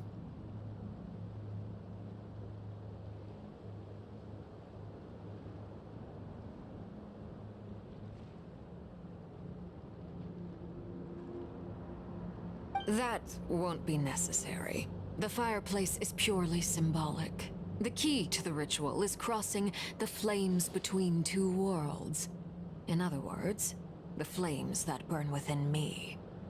Those burned away by such flames leave behind a kind of ghostly afterimage in the world. In the days of Conria, people believed they could be used to bridge the gap between the two worlds of life and death. In short, I can open a passage to that space for you. That's the easy part. The catch is I'll need to stay on this side to keep the passage open, so I won't be able to come with you. Once you're inside, you'll have to find your own way. Very well. Then I'll open it up. Traveler, spare me a little more moonlight if you would. I may need it.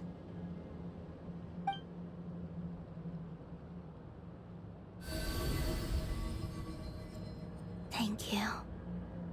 I feel like I've recovered some of my strength now. It should be enough to move us across short distances and confront whatever dangers might await.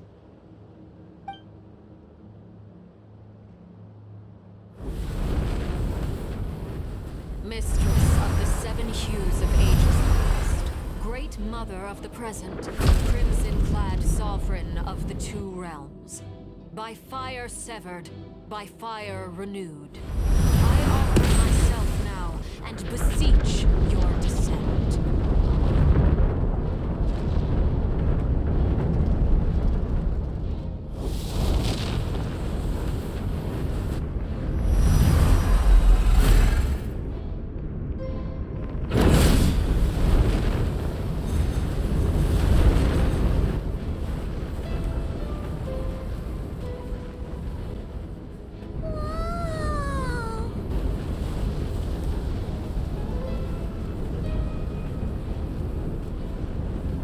One word of advice.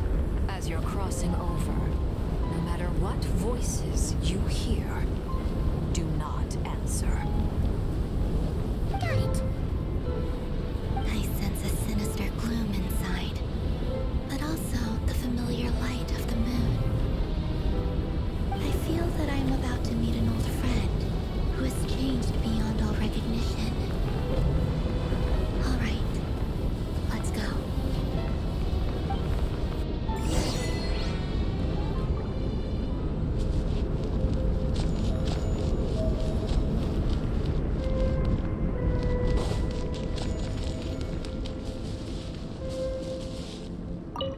Seismic changes often begin with small windows of opportunity. This could be your window. Fearless.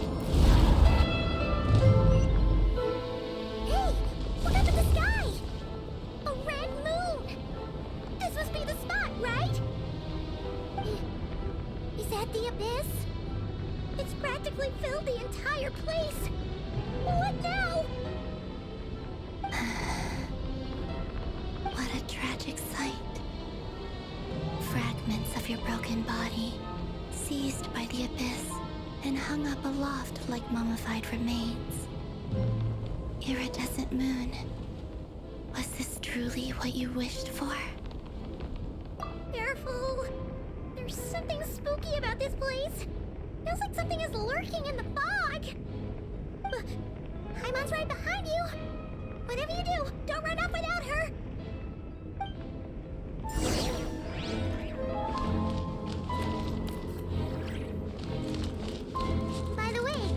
Columbina, didn't you tell us that the iridescent moon had shattered into pieces? The moon up there looks pretty cold, Paimon. How is that possible?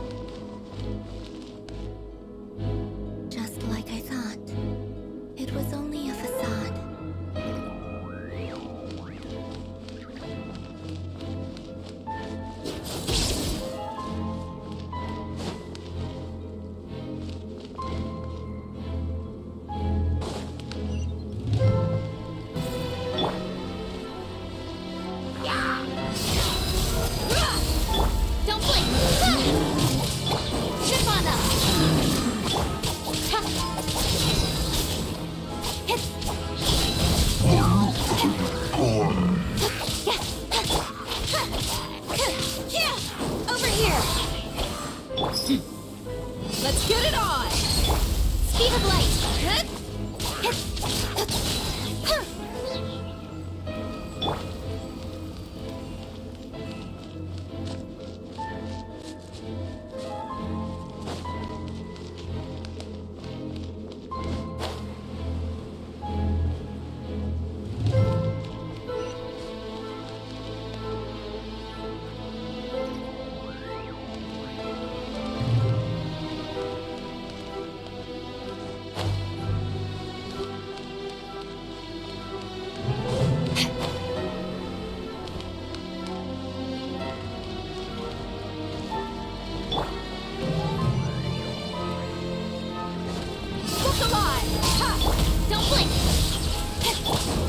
mana.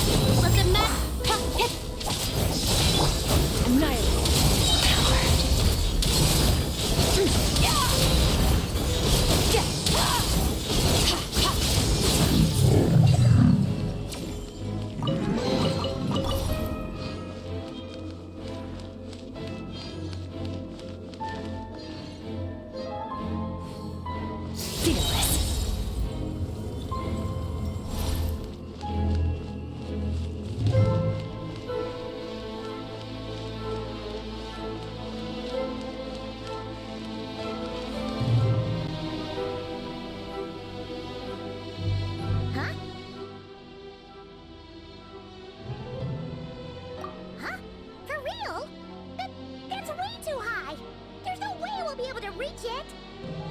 No, I'm not sensing anything up there. It's coming from under the mountain. Let's see. Ah! There's some kind of weird shadow over the water. Wait, see that? Looks like a mechanism of some sort. Let's check it out.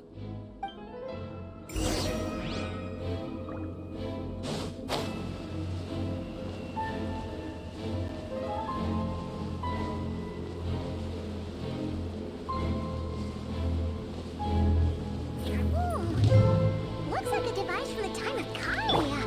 Maybe people went here to study the Moon's names, and they left this behind. Oh, if we can activate it, we might find some clues.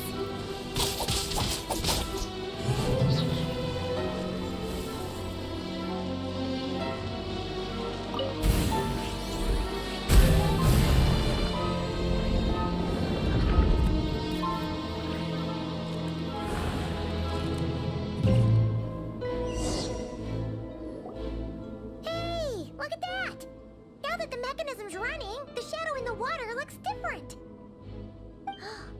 Do you think these mechanisms might be the key to unlocking the secret? Let's try to find more of them! Felindis, we'll leave the rest of the research in your hands. We'll be heading back now. I hope this isn't ruining date night. Ugh. Mind your own business. Just leave me some snacks on the table. Felindis? Is that Rerir's girlfriend? How come we're hearing her voice here? Oh yeah! So, do you think she was studying this strange space all along? The Abyss has made this space extremely unstable. Maybe that's why some of the things she said and did were preserved here. Like echoes. Or after images. Whenever I see this view, it takes me back to a poem from my childhood. Waning moon, oh lifeless damsel, weeping on the mountain crest. Mourning still in wistful tone, her fragile soul now laid to rest. For me, of all people, to be here investigating the mysteries of the Crimson Moon space. Is it a coincidence? Or something more?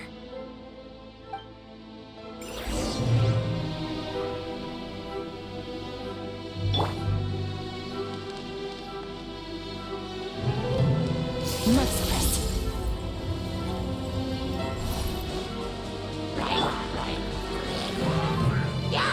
Buckle up.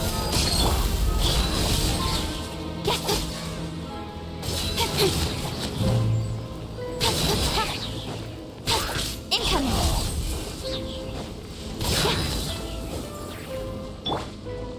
Merciless.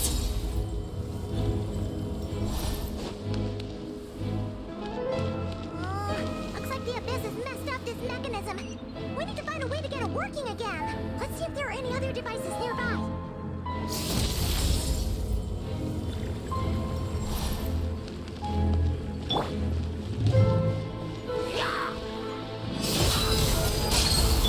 Speed of light.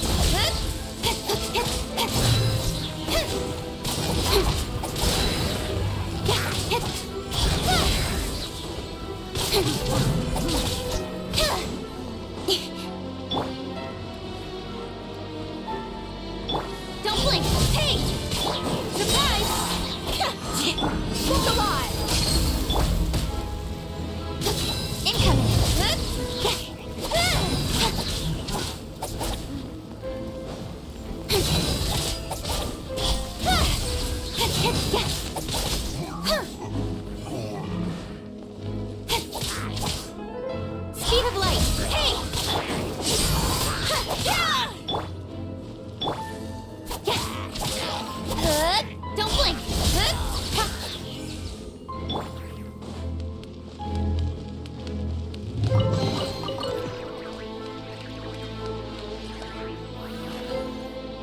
Merciless.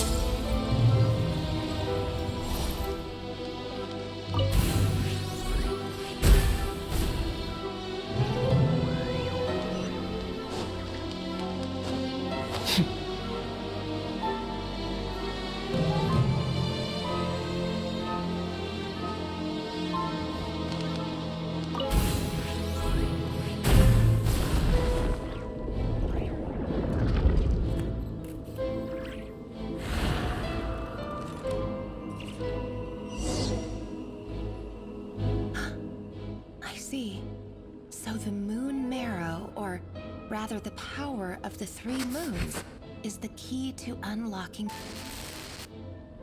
If it really does exist, then maybe this madness can finally be put to an end.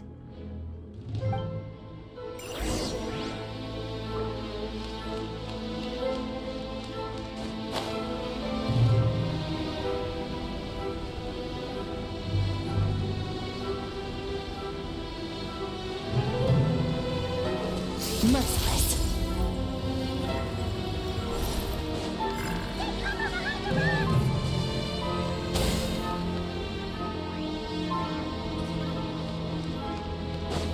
Merciless.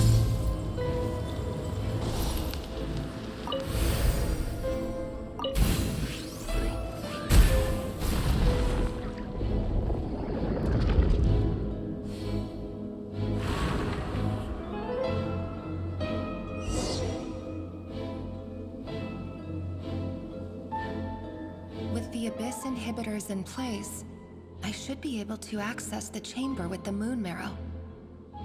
Oh, Rerir, with every step you take, you're drifting further from what you truly desire. But you're not the root of the problem. Ever since that outsider set foot in Conria, the Vinster King has sunken deeper into madness. If only I could get my hands on that outsider.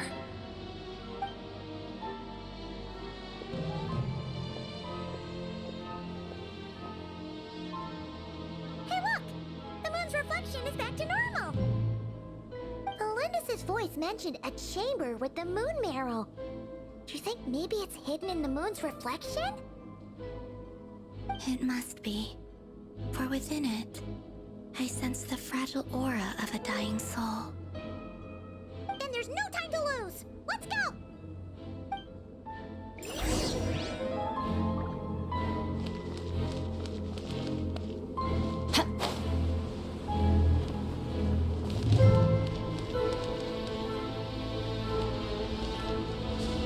Fearless.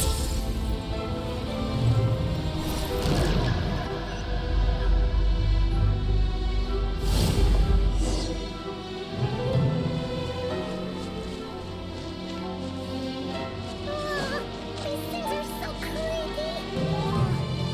Looks like we'll have to destroy them if we want to get to the iridescent moon marrow.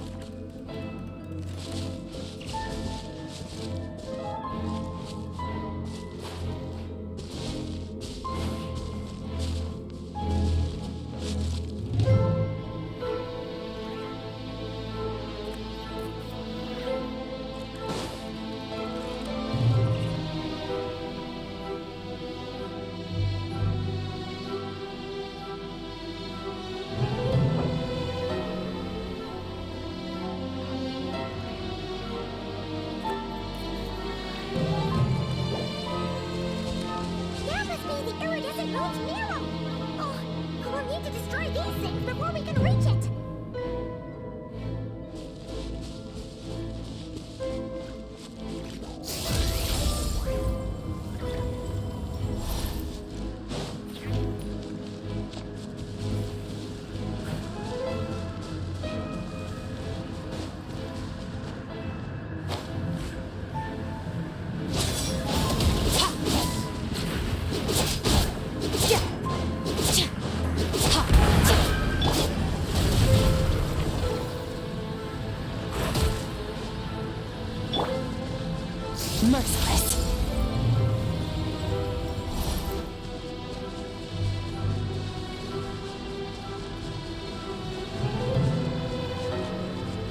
Merciless.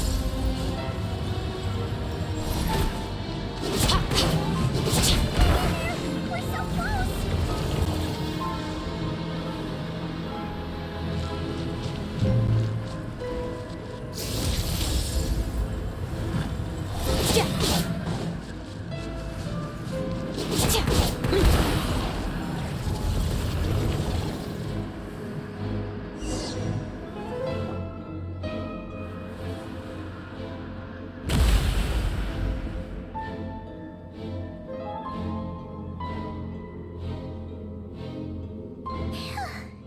We finally did it! The iridescent moon's marrow, still burning away like an undying flame, yet now contaminated by the abyss. It has taken on a new form entirely. If we can purify the abyssal power within, we should be able to obtain its untainted essence.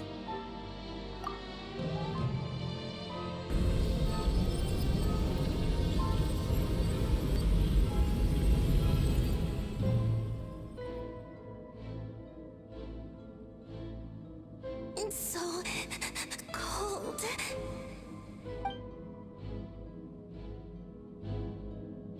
Is it you? Are you here? Huh? Are you talking to us? At long last, I can see you once more. Our fates have crossed, and I am finally free. I'm sorry, I lied to you. Even knowing what was to come, I still couldn't let go of the fear in my heart as death drew near. The moment the moon shattered, my body began to split apart piece by piece.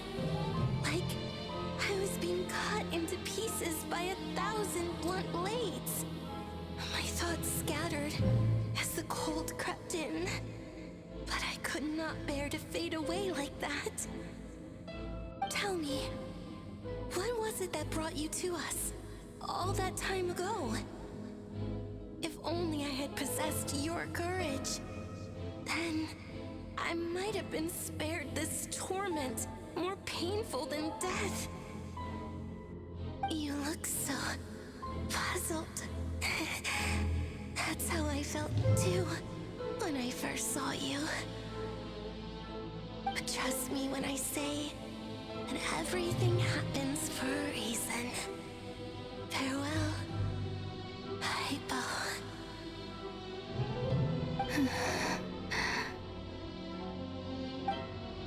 What was that all about? Was that the goddess of the iridescent moon? Oh. It sounded like she was speaking to a long-lost friend. But none of us have ever met her before, right? Perhaps. She took me for the goddess of the frost moon she once knew. For a fading soul like hers, our auras must be too similar to tell apart. But anyway, we've got the iridescent moon's marrow now.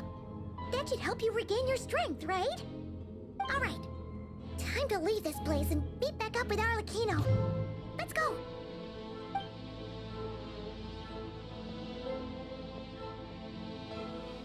That's odd.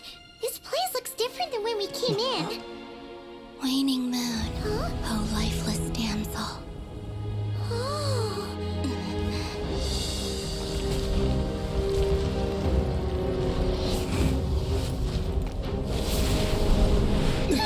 Hurry! The place is collapsing! It wants to trap us here. Who's it? The abyss? Now we've taken the moon marrow. All that's left here is a dark will. It will show us no mercy.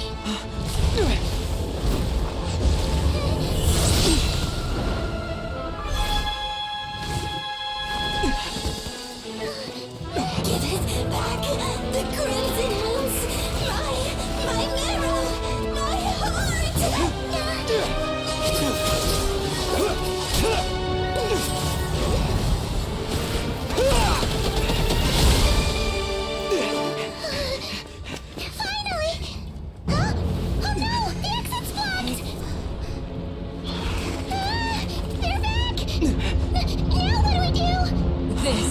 where you fall.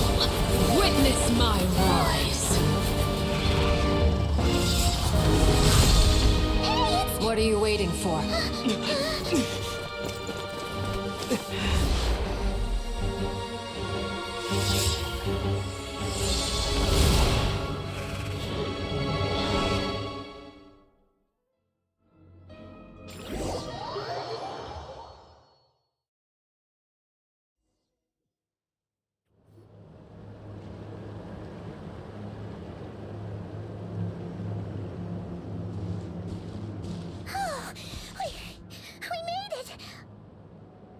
You, Arlecchino? Did you save us?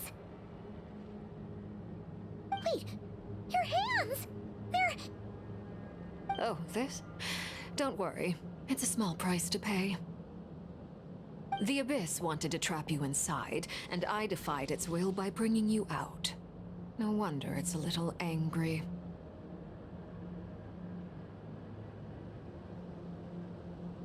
No.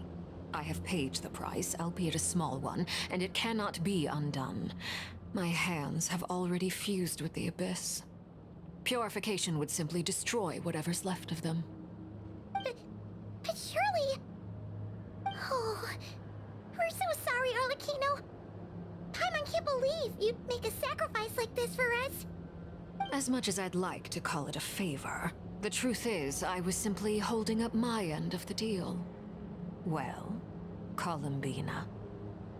Yes, you did your part. And as promised, I will leave the iridescent moon's marrow in your care.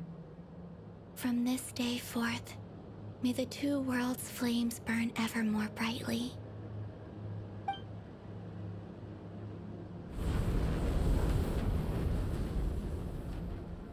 I'll take that as a blessing. Now, Columbina, give me your hand. Accept this moonlight I offer in return.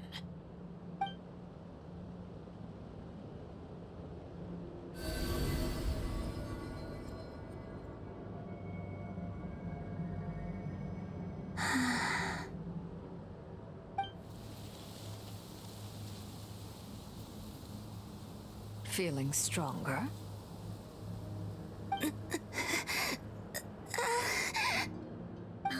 Hey, Columbina! Are you okay? I'm fine. Our powers are a little at odds, that's all. By the Frost Moon's authority alone, wielding the power of the other moons was always going to be a stretch.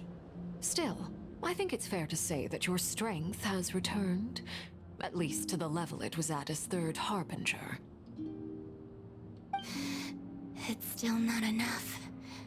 There's no way I can hope to challenge Rerir like this. Just one more ray of moonlight, if you would. It's okay. I can take it.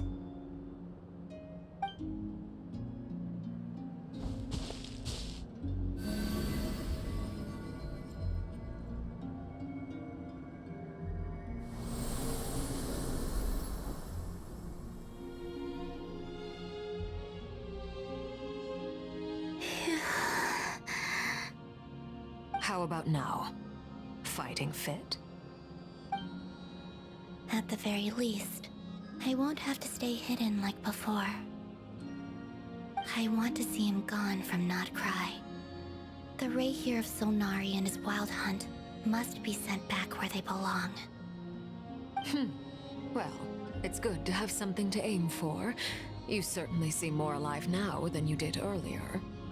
When I first met you, you didn't strike me as a ray of moonlight. More like a wisp of fog drifting in from who knows where, ready to scatter at the first sign of a breeze. But now, you're full of vitality, just like the Frost Moon, once the brightest of them all. May you keep shining, Columbina. Thank you. Look after yourself too, Arlecchino. I know you have plans of your own, and that's why you're always seeking to grow stronger. But whatever you're after, don't let the Abyss take a hold of you. I do not wish to see you go down the same path as Rerir. I appreciate the concern, Columbina. Although perhaps it's time you took a new name. A new name? Kutar, the Moon Maiden, Columbina. They're nothing more than code names. They describe who she is and the roles she's played, but they're not her real name. We often use code names in the House of the Hearth, too. But it's knowing your real name that keeps you grounded. Up till now, you've been living a wandering life, so you've probably never really cared. All I'll say is this. Once you've defeated Rerir, give it some thought. All right, that's it from me. I'll get you back safely first, then go meet up with Sandrone. You're the best!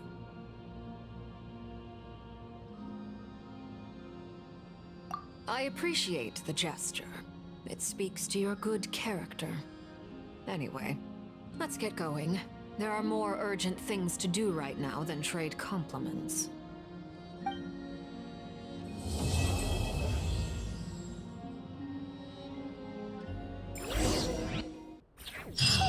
It was a close call, but we got the iridescent moon's marrow and restored Columbina's strength, and that's all that matters. In other words, mission accomplished. Paimon wonders how everyone else is doing.